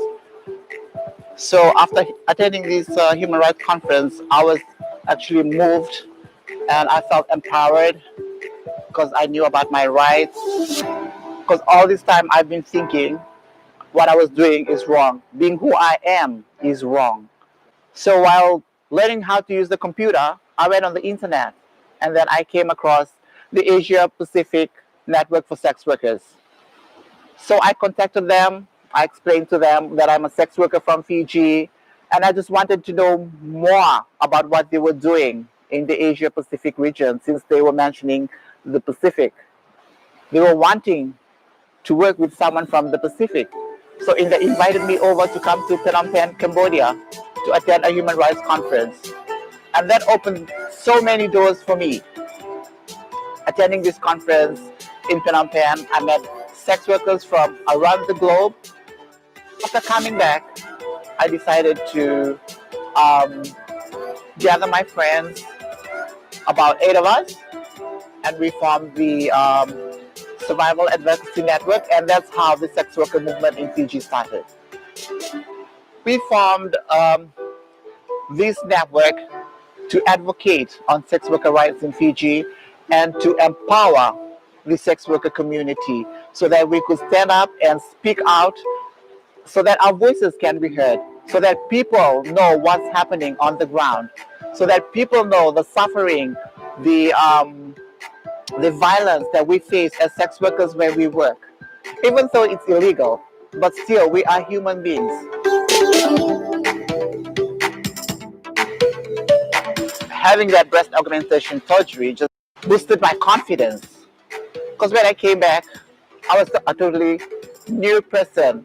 Everybody in the transgender community knew who Ronnie was because I was the only one at the time here in Fiji who had undergone the surgery apart from my 2 other people who have undergone surgery, but they do not live here locally. But I was living here locally, and people are looking at me funny because of the way I look. And I've had some bad times. I've had some very good times too. I don't regret anything. I've lived my life the way I want it to be. I've had my ups and downs. I've cried a lot. I've loved more. And I love being myself.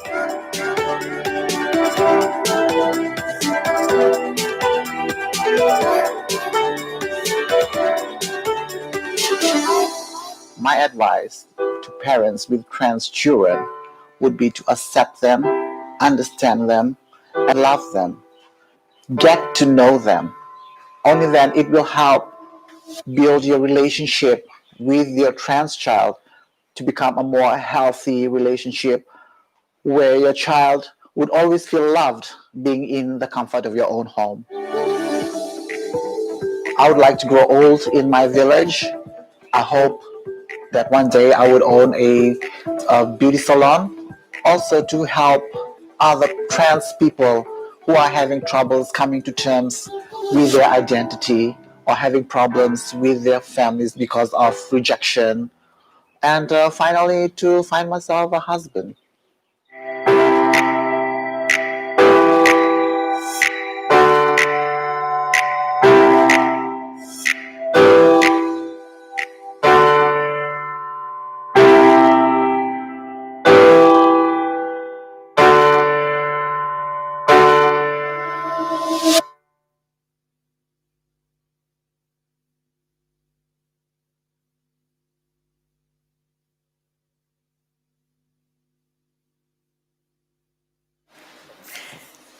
Thank you very much. Sorry for all the different technical issues. We're going to skip the one small bag. Sorry? Could we have some light, please? Because time is moving on. So unless everybody here would like to see the fourth one that we missed, would you like to see it? I'm concerned about the time, that was all. Okay, we'll see the fourth one then. Thank you. If you want to go, yes, that's fine. That's fine. Thank you very much. Thank you so much. Tai, trata le mi se este de ibutumia. Yo go hacemos o itrigi aus paga. Tapi benar setal diu. Sabe karen lo kelas pento me pena lo aus plan mul pus plan mano plan pis. Mai look son pikiti ko kona ya. Dime cancela. Pertama me hasta istrum ya no kata. Machu Pita? Simia. Why you following to la con lo police station? Kas pemino mo something wrong. Di vele star stemi for one chat explore. Point satu truck. Kamu?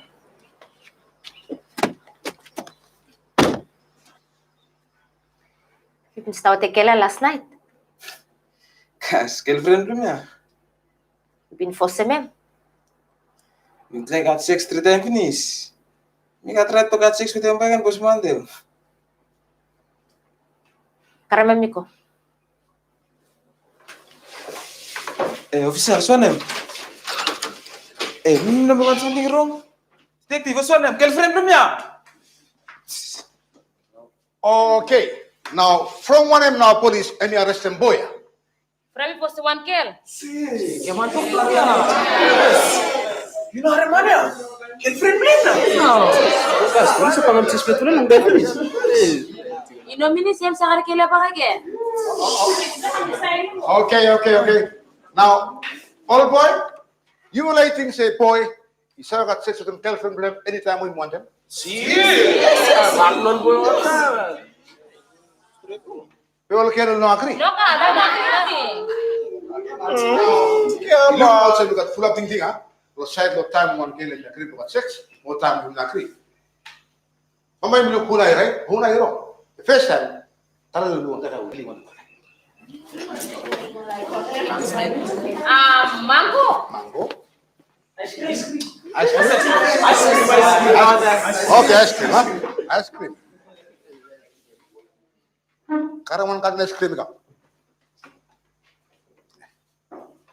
Now, who you want to have ice cream na? What am name you? Hari, you want to have ice cream? Si. Oh,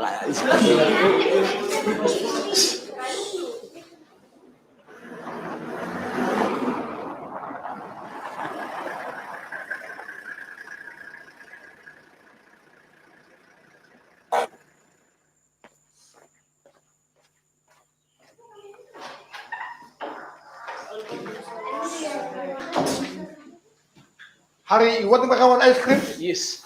Bisa?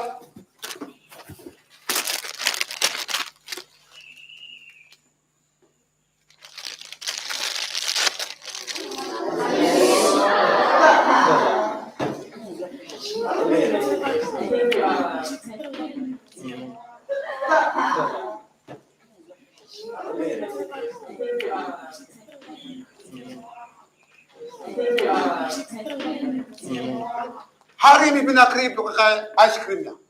No cut question mark and nothing, huh? Now you everyone you clear the meaning of tok ya akri. Mi friend saya finish. Mi akri belum want something. Ali mi ke? Pe no akri. You mean talem no. You mean want them. Then ko you miss talo class 2 pa again. Okay, pa you look. Hari just been akri to kaya one ice cream. Hari, are you kaya one ice cream back? You kakay. Kakay. All semana. Hey, mi akri to kakay o no kat? No. Hey, no mindalam. No, mi no want them. Hey, mas kakayet o no? No. Thank you. Thank you. Hey, what's your name here?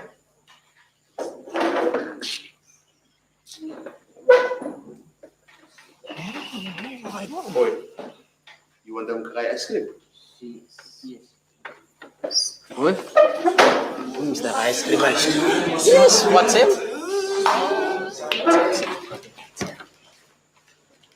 Ini nanti kayak mana? Atau narawan pa again? You tell him see when they ice cream. You kakay. Thank you, bisa. Thank you. Hey, mi akri to kakaya. Mi after. Hey, mi change some thing here. Hey, mas kakayet o no kat? Kantalan? You saw akri, huh? Be, you saw change some thing back. Huh? Okay. Thank you. Look at me wala after lunch.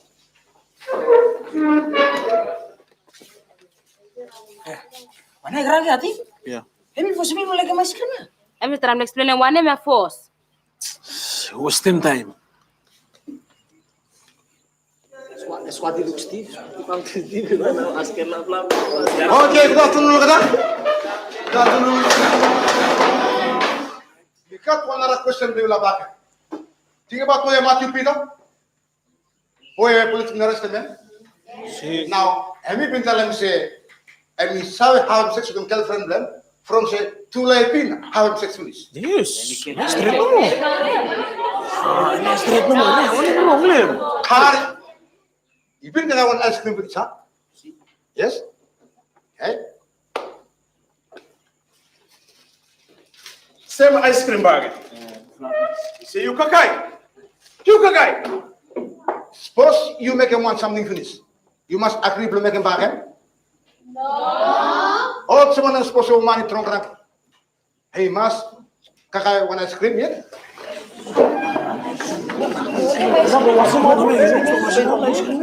You come. Come. You stop drinking with the one friend.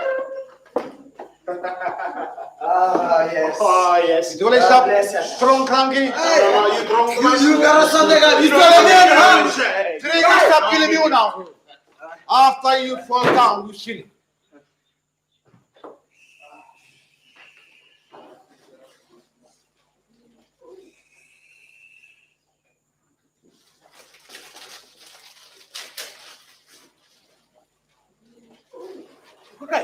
You can ice cream here. Can ice cream here.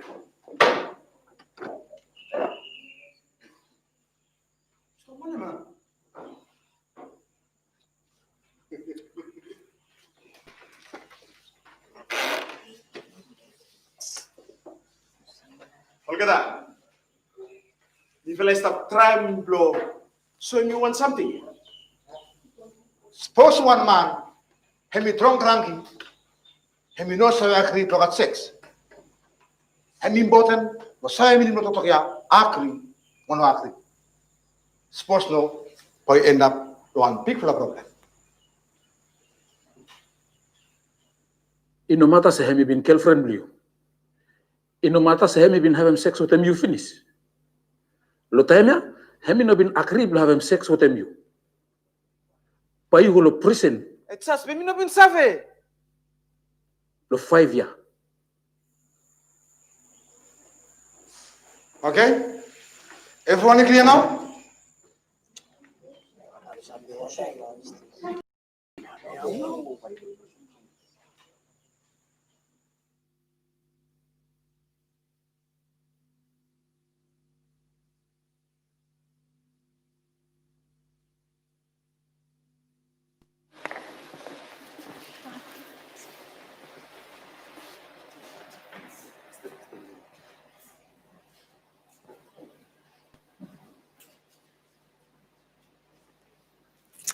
Thank you very much. This is when we turn to the panel discussion. So I'd like to now invite Larry. Where is he? Larry and Rani and Marianne and Domenica to come up to the table here for.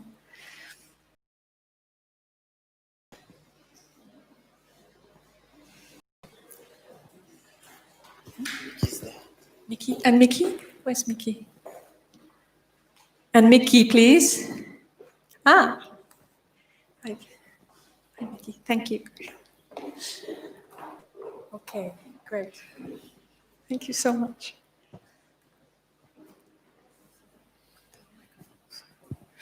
So what we wanted to do is to ask each of the panelists to just speak a little bit, 5 minutes on the various perspectives. So Larry on being a filmmaker of Weaving the Streets, what was background for starting, for engaging in that? Rani as the star. So what is it like what were the reasons that you entered into that? And then basically Mickey was the next one as director of House of Camellia. And if you tell us about that, the issues that trans people are facing. And Marianne as a representative of Fiji Women's Rights Movement. And finally, Domenica as the coordinator of the Gender Studies program at USP. So various different perspectives. Thank you, Jacqueline, and good evening, everyone, and to my fellow panelists. Weaving the Streets, when the call came to put in a submission looking at gender equality and gender-based violence, there's a lot that's being done and shown. And at first, myself and my colleague and fellow director, Chochi, we thought about a number of stories. And out of the blue, I thought, well, how about if we do something on transgender? And it's something that's never been done. We know the issue. We know people in our family and our friends who are trans, or it was a very sensitive subject. And so we approached Jacqueline and then Kirsten, and while it wasn't quite in the framework of what the consortium was about, they eagerly agreed and said, yes, no, go ahead and do it. So of course, was finding a subject. And I'm very grateful to Isikeli Vulovo of Rainbow Pride, who then contacted Rani, and I got in touch with Rani. Now, it's not very easy to turn up and say, I'm going to make a film about your life. It's a very sensitive subject, and more so for the protagonist, Rani, to expose herself, to talk about what it's like to be a trans person, and then also to be a sex worker for a very long time. And we, all of us here, we have seen sex workers on the corners of streets, and we tend to make fun of them, we deride them, and we know so little of it, so little about their lives. And for me, making this film was a learning experience, because while I thought I was, I know about the issue, there was actually very little that I knew about what it was like to be a trans person, to be a gay person, and growing up and facing or being confronted with this issue in your family, who are not so accepting of it. And we here in Fiji, and of course across the Pacific, there's this very macho image, and that's often projected.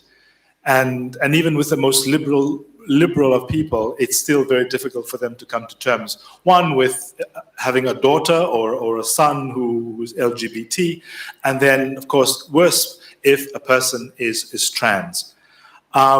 So it was a huge learning experience for me. And of course, trying to tell Rani's story in under 10 minutes is not very easy. There's a lot there, and I'm sure Rani can share that with you. But for me, it was an eye-opening experience. As much as I like to think that, yes, I'm open-minded, I'm liberal, and all of this stuff, it was very humbling for me to make this, and a wonderful experience, because I just learned so much and learned to appreciate what it's like to be a transgender man or a transgender woman, and that they also have rights. It's enshrined in our own constitution, but it's not practiced. And Ani mentioned in the film, we're all human beings. We deserve to be treated as human beings, and not to be derided, made fun of, and to suffer.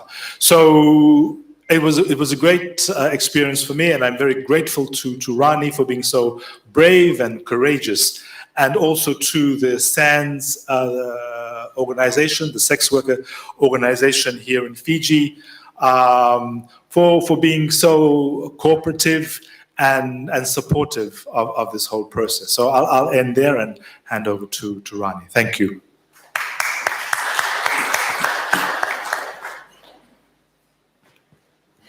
Good evening, everyone. I'm Rani. When Larry approached me to do the film, when I got the phone call, I was actually planting dalo with my brothers. So when I got the phone call, I was like, okay, I agreed to meet him. So when we first met, I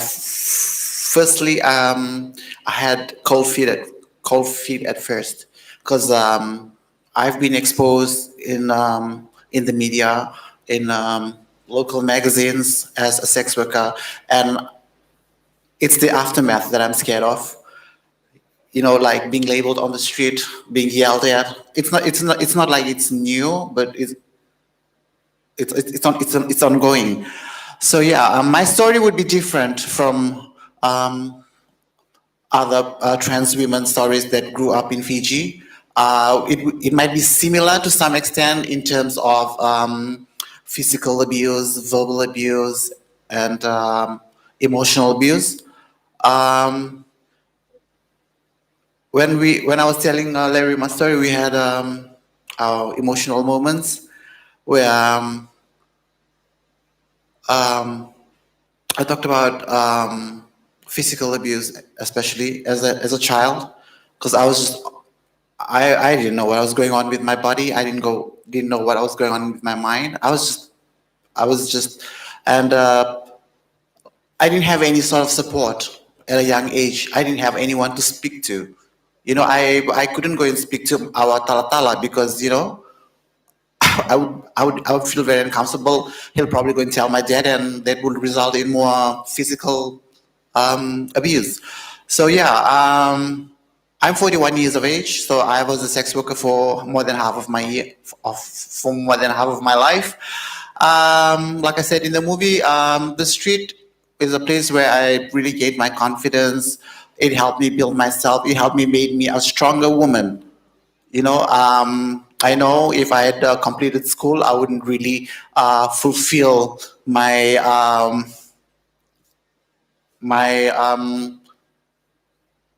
my will to become who I am. I'd probably be married somewhere out in the villages and having troubles coming to terms with who I am. Like I said, every transgender woman has their own stories, and I'm pretty sure Mickey from the House of Chameleon will speak more about issues affecting trans women in Fiji. Thank you.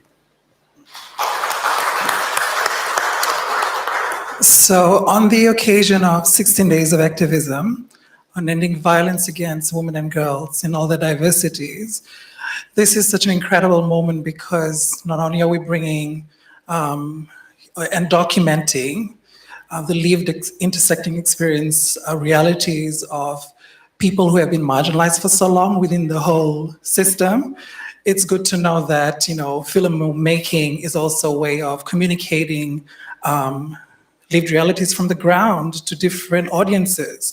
At a time right now in a fractured world where there's an urgency to have reform in different parts of the system, education is one of them. And this is also a way of connecting to many children, many teenagers, adolescent, young people, including people in tertiary institutions who can actually make those connections as well.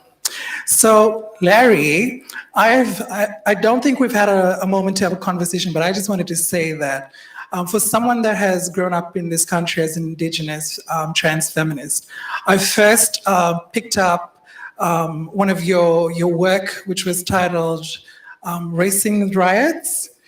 Yes. And that was a very interesting political example of, just telling stories, and it was so rich at a time when Fiji was going through all this political situation.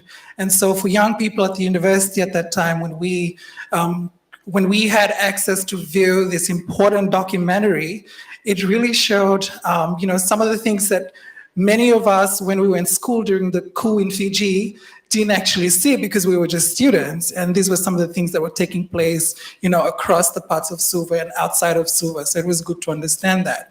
And this is interesting because there's also an intersection from the political moment in this country to the realities of trans people. And Ronnie, I just want to say thank you for sharing your story. We love you. We appreciate you from the house. And so it really is interesting that this has been told in its raw, audacious way and element. And so recently, House of Chameleon, ever since 2017, we were in partnership with the European Union and the Fiji Women's Rights Movement. And so we produced a research to this year, and the research is titled, Every Breath a Transgender Woman Take is an Act of a Revolution. And it does speak to the intersectional injustices for transgender women, in particular in Fiji. And Ronnie did mention something interesting in terms of disclosure.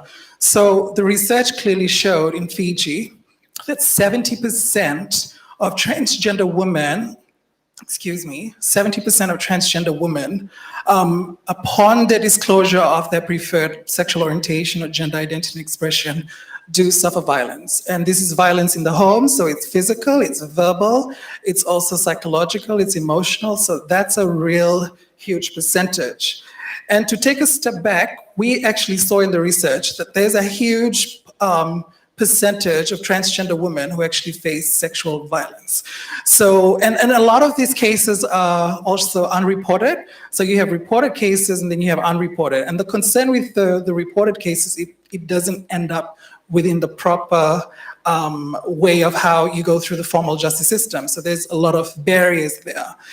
And one of the other things with the unreported cases is that a transgender woman is not going to go to the police station and launch a case of domestic violence or assault, etc., because she's going to face discrimination. And if it is a transgender man, the same is bound to happen.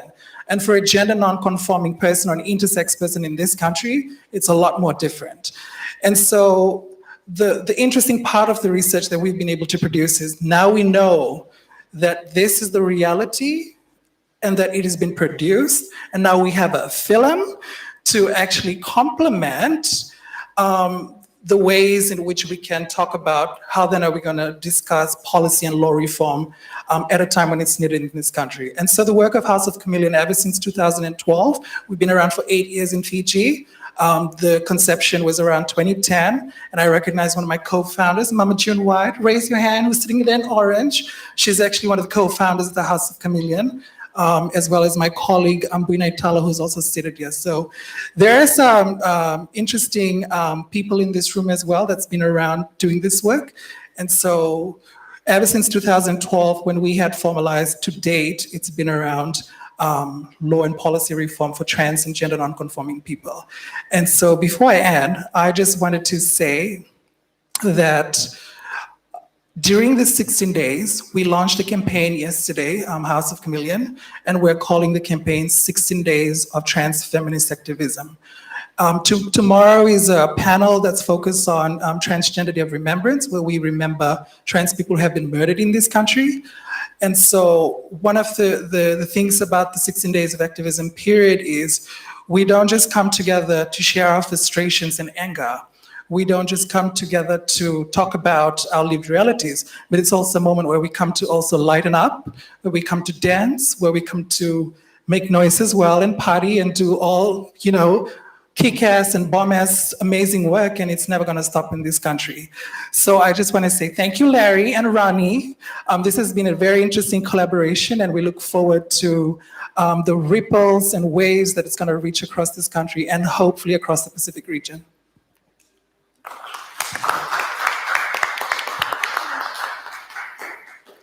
Good evening, everyone. I'll just talk about probably what the significance of 16 days of activism is and just on FWRM. So FWRM is the feminist legislative lobbying organization, and we're committed to ending discrimination against all women and girls. So the 16 days of activism against gender-based violence, that's the full word, it's an international campaign, and it's very crucial for women and the women's movement, because it was started when women realized and when women saw that there was a disturbing high rate of violence that was being perpetrated against them, right? So the 16 days of activism was formed out of that resolution from women to respond and to mobilize and to call for action for everyone to address it. And so if there was ever a time when the 16 days of activism was really relevant and where we talked about gender inequality, and it was really the stark, the clearness of it was, unfortunately, it was now because of the COVID-19 pandemic. Gender-based violence is so prevalent and pervasive. The pandemic created an environment where it flourished. It was a perfect environment for gender-based violence. In Fiji, 64% of women have experienced intimate partner violence. Last year, 10 lives were lost to domestic violence. Women and girls are not safe in their own homes and in a situation where we're all forced to be indoors, when we're adding the stress of unemployment and you're adding the stress of being immobile, put into a closed space, adding the stress of lack of access to health, lack of access to services. that's when we leave the victims and survivors of violence in a very, very precarious position.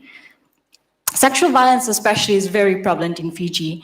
1 in 5 women face sexual harassment in the workplace. In 2019, 101 rape cases were heard in the High Court. All the victims and survivors were female. All the perpetrators were male. 63% of the cases, the victims and the survivors knew the perpetrator. So this is not, stranger danger is not actually the majority. It's unfortunately someone that we know. From 2016 to 2019, 62%, that's the majority, of the victims and survivors are under the age of 17. So if I were to rephrase that, majority of the victims and survivors of rape and sexual violence in this country are children. So this is the reality we're dealing with right now. We have our own pandemic. And FDBRM and Women Human Rights Defenders, that's part of our job, is to advocate on these issues. And we push for stronger laws, and we push for better implementation of those laws. And then we engage with women and our constituents to share that knowledge on what laws there are and what rights we have. And we also try to empower women and create spaces for them so that women's voices and representation happens, and they're meaningfully participating in decisions. And we're not doing that alone. We do our best to have diverse women's stories and experiences represented and the issues being raised. But in the same way, we all are doing it, and we're seeing that tonight. We can do it in our homes, our communities, and we're doing it in our art, and we're doing it in our media, and we're doing it in our communications. We know that inequality paves the way to violence. And the root cause of this violence is patriarchy. So patriarchy is a society where men are dominant and have all the power. So our preventative measures as the health experts in this pandemic of gender-based violence would be that we need to promote and foster a society that values gender equality, democracy, human rights, justice. And that's what we're seeing happening tonight in a different medium, in our film and storytelling medium. So the stories that we're telling about women and girls are not stories of violence. Our stories are not stories of violence, but they're stories being told despite the violence. And we're telling these stories so that the future women and girls telling their stories can tell it where there's no violence. They're telling their stories differently. And I think that's one of the most important things that the film and the arts industry and the community, especially community filmmakers that are on the ground and seeing those issues and telling those stories, that's such an important role. And we're very appreciative of always having such diverse ways of telling our stories and advocating. So yes, that's all I'm sharing. Thank you.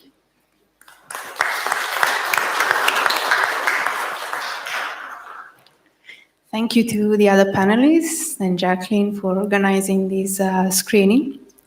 I've been coordinating the gender studies program for the last 3 years. And I think I might start by saying what intrigued me about this program before one of the reasons why I moved here. So I'm Italian myself. Before living here, I worked at the University of Amsterdam. I partly did research in New Zealand, which are or parts of what you would call global north.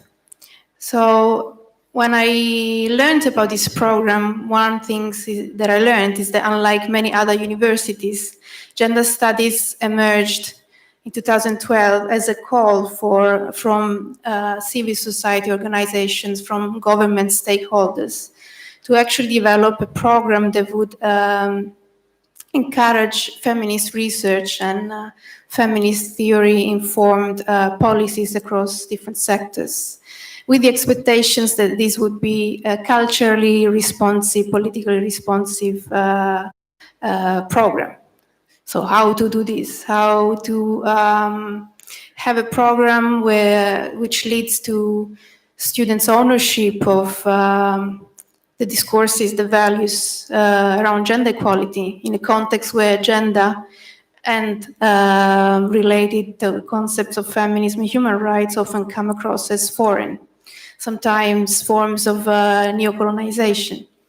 They might be perceived like that, they might be experienced like that, be misunderstood like that. And also how to talk about Pacific women in a way that unpacks all the differences amongst women, the intersectionalities. How to talk about gender in a way which is inclusive of everybody. Gender often comes across as a proxy for women. Yes, we talk about women, but we also need to talk about men and masculinities, gender, sexual diversity. And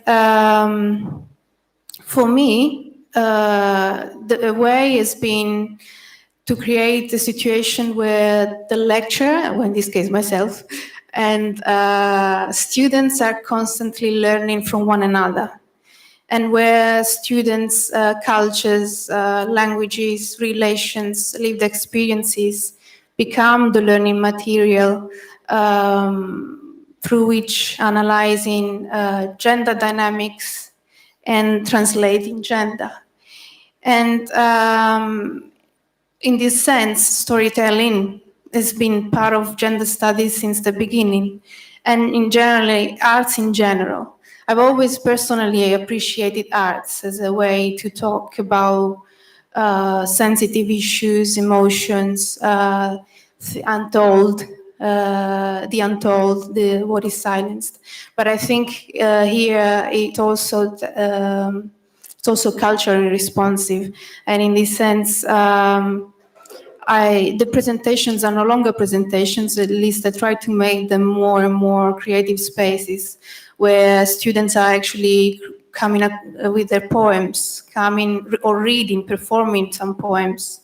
In one occasion, I have a student who's smiling here, but she read a poem written by someone in the region.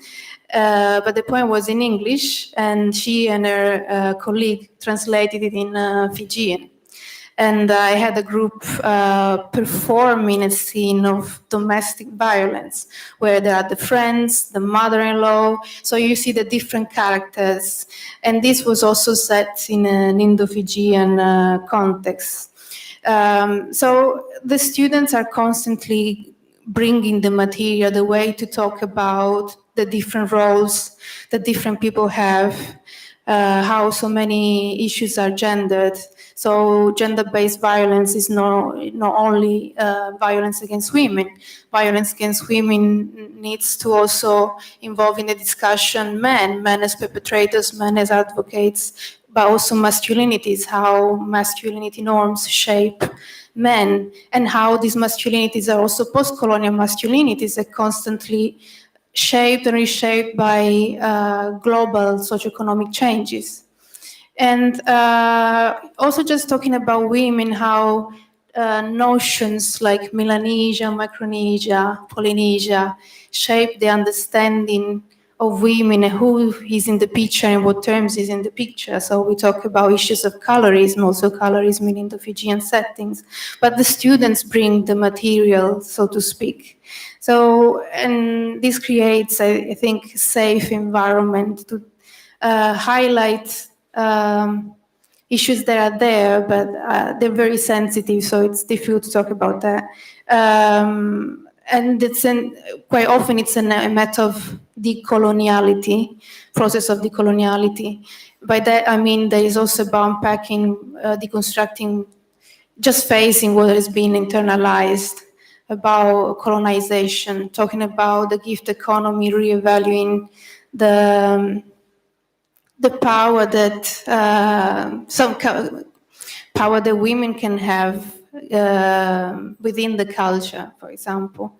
And I would like to end saying that I think the ultimate element ingredient is working towards empathy.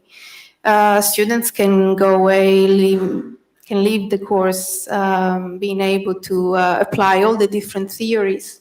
But I think it's empathy is the starting point, because in this way, people who come from different backgrounds, different life paths, can feel the others, recognize the difficulties. So there's a work that looks into gender in a little bit everything. So how so many issues are connected to gender. At the same time, transcending gender by looking into what Larry was saying, the humanity of people. Also doing all this process, trying to be attuned to what is happening, within civil society organizations, what practitioners are doing. So that's it from gender studies.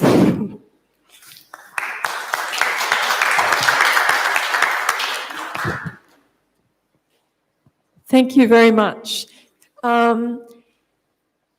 Question and answers. Does anybody have any questions you'd like to raise to ask the panelists? Any questions? Or comments? Doesn't have to be questions. Comments in relation to... Yeah? Yeah, thank you.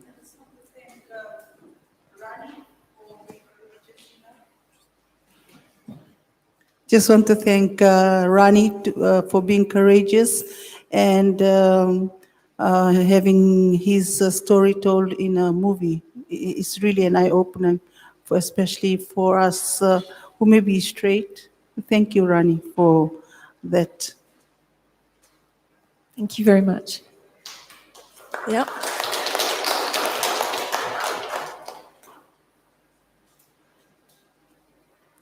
Any other points? Beth?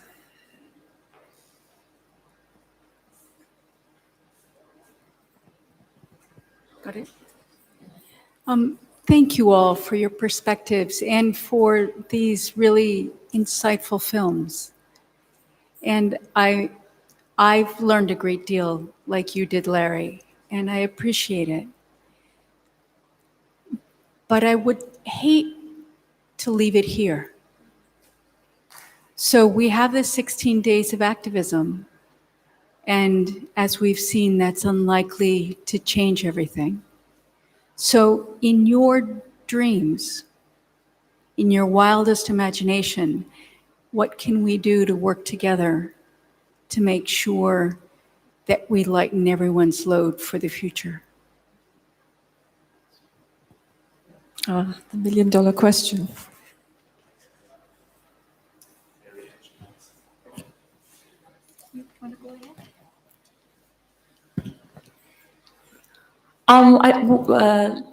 I think Larry and I kind of had a bit of conversation about that before the screening, about how wonderful it would be for people within the film and the arts and the visual community to work with advocates to tell their stories. And we were having this conversation because every time organizations and civil society and NGOs reach out, and we're putting together kits, we're always reaching out to probably the corporate filmmakers and things. But when we're talking about a real impact and grounding of the issues that we are facing, it would be really great to reach out to people like Larry, who are working at the community level and seeing these issues at the front lines and having them told by them. There's a lot of empowerment. So for me, the world of amazingness is when we get to tell our stories ourselves from that level and not always needing to depend on someone else to tell those stories. Because that's a level of empowerment needed to bring the issues to the forefront, but also they have the experience to put together solutions on how to address it. It's difficult for us to talk about changing attitudes and talking about legislation and policy reform without coming back to the everyday lives of going to school, going to work, waking up. How does that impact us at the most basic level? And I think film and poetry and art is literally the most eloquent way of expressing it than any other medium. So yes, that's the world I'd love to see, because at this time, when you do look at the film industry, the mainstream media, it is unfortunately reinforcing the issues and reinforcing the problems. And we'd love to see our stories being told in a way that represents what the issues are, but also showing us as not the victims. It's us owning our stories and saying this is how we have to fix it. And that's the world I'd love to see. Thanks, Marian. So in direct response, feminists were known to be always, daring to be wild in audacious ways in so many diverse forms, because there's so many types of ways of doing it with respect and recognition of diverse ways of feminism. And so I will say directly that the future has to be intersectional. Work needs to be intersectional. The future can also be queer. And so part of daring to be wild, and a good example of that is the film we've just seen, among many other parts and series to it. And because we've been a movement that has coexisted for 8 years thus far, it's been really about, I don't think we've been about challenging the system, but disrupting it where it needs to be disrupted, and offering propositions for transformative change in different ways. So yes, the art is the bitch of it all that offers a variety of so many goodness, and I'm a believer of the arts like you. And so it should never stop. There needs to be more of what we have. And I remember when I was here at the University of the South Pacific in 2008, around that time, theater arts was here. And then at some point, it kind of, I'm not going to get into the politics of it, but it kind of disappeared. And so when we don't have in schools and informal artistic approaches and curriculums, it kind of takes away so many wild and interesting and creative parts of what kids can contribute to. And Larry did point out something very interesting, and connecting that to Marian, that we do have a constitutional ban in this country on on non-discrimination in relation to sexual orientation, gender identity, and expression. So we do have constitutional ban, but we don't have a legislative, jurisprudential, comprehensive, and sustainable framework. So that's missing. And so it is work like the filmmaking, I wouldn't say just industry, but art that is such it's a window of many opportunities for growth. And I don't think that it should just be limited to talking about certain areas where we want to discuss our lived realities, but it goes deeper. And what I like about filmmaking and documentaries is we go deep. We go to the places where we don't talk about. We bring out the uncomfortable. We say it like it is. We say, we name the elephant in the room, and that in itself is a radical, wild part as we move into it. So just thought of sharing that in response. Does that make sense? Thank you. Thanks so much. Any other questions, comments? Yeah, Manuel, let's see.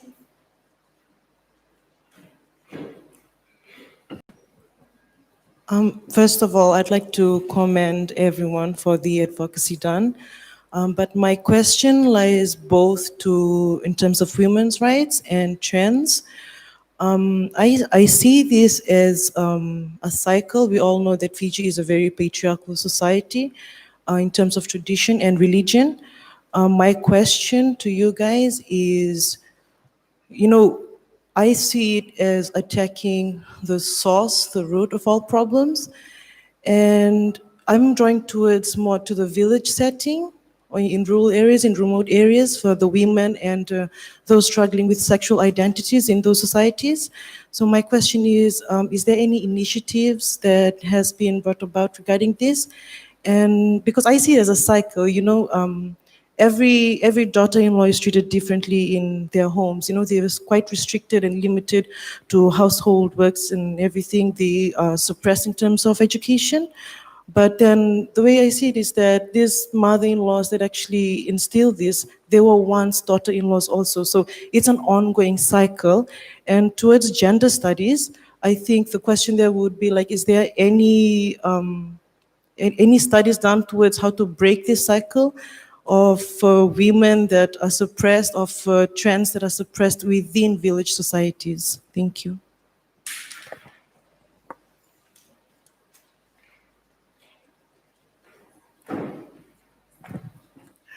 Thank you. I feel like these are questions that are coming for civil society, and we'd be happy to respond. I don't know about Marian, but kind of seems that way. Ronnie, please do add on when need be.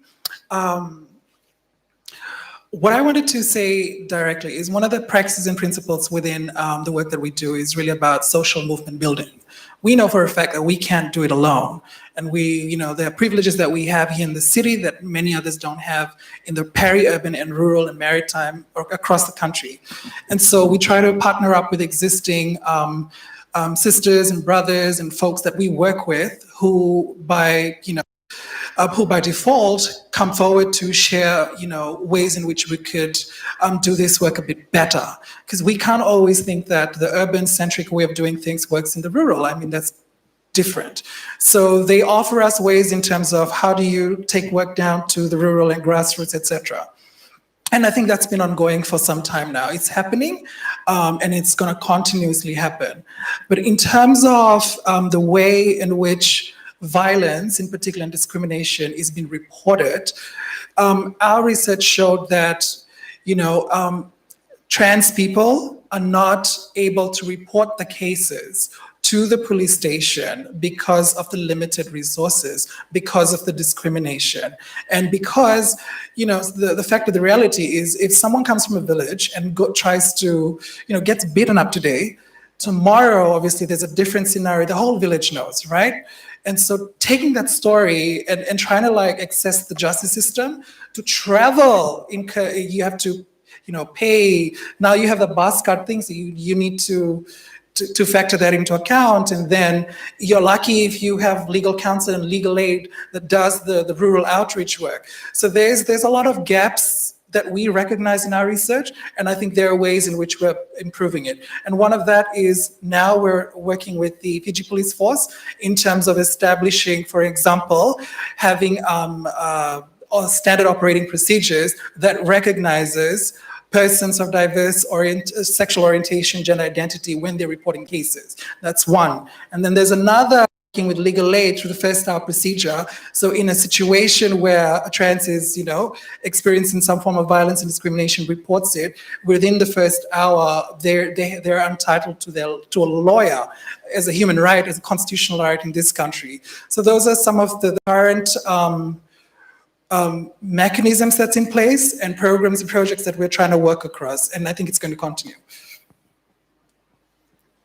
I'll just share from Fiji Women's Rights Movement. I think for us, as part of our program, for instance, we have the work around access to justice. So for After Abraham's access to justice work, it's partnerships. Partnerships are important to breaking the barriers within different rural communities. And that there is that challenge that After Abraham especially our office is based in Suva.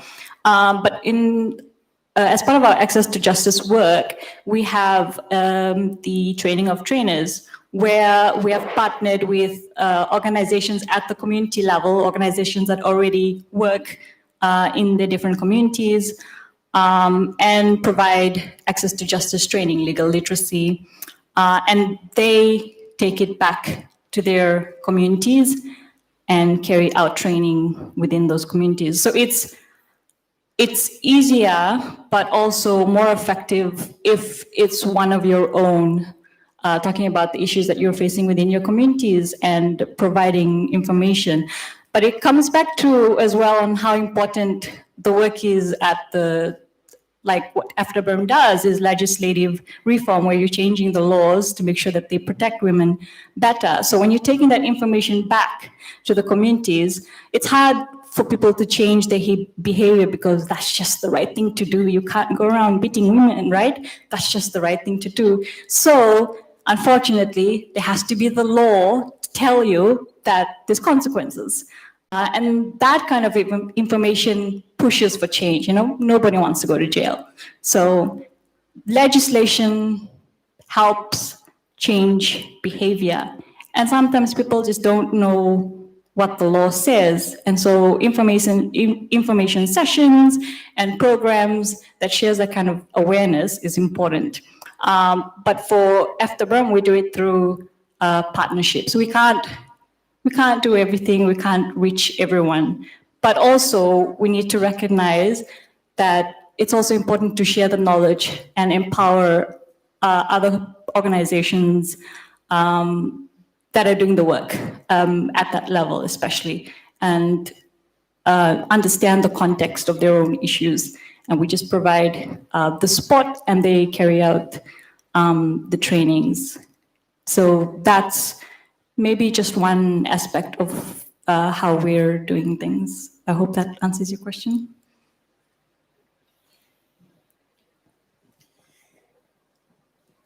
Thank you.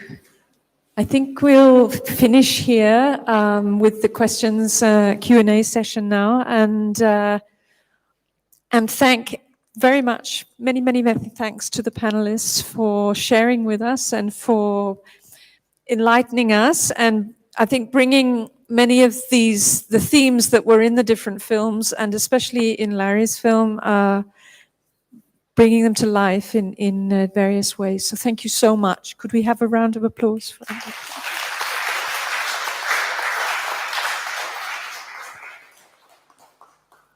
Now it's late and it's been a long evening, partly because of technical things. So I'd like to suggest that we move to refreshments, or should we? Will we see the film? It's 8:30. We'll see our plan was to see the Reweaving the Streets again, to rewatch that. Yeah? No, I think that's that's what my feeling is, that we've had enough now. And there are refreshments just outside here if anybody would like. There's a lot of refreshments there. So please feel free to come out.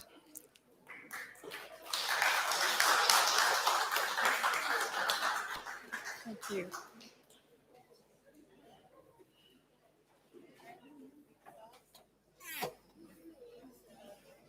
Can you open both? Yeah.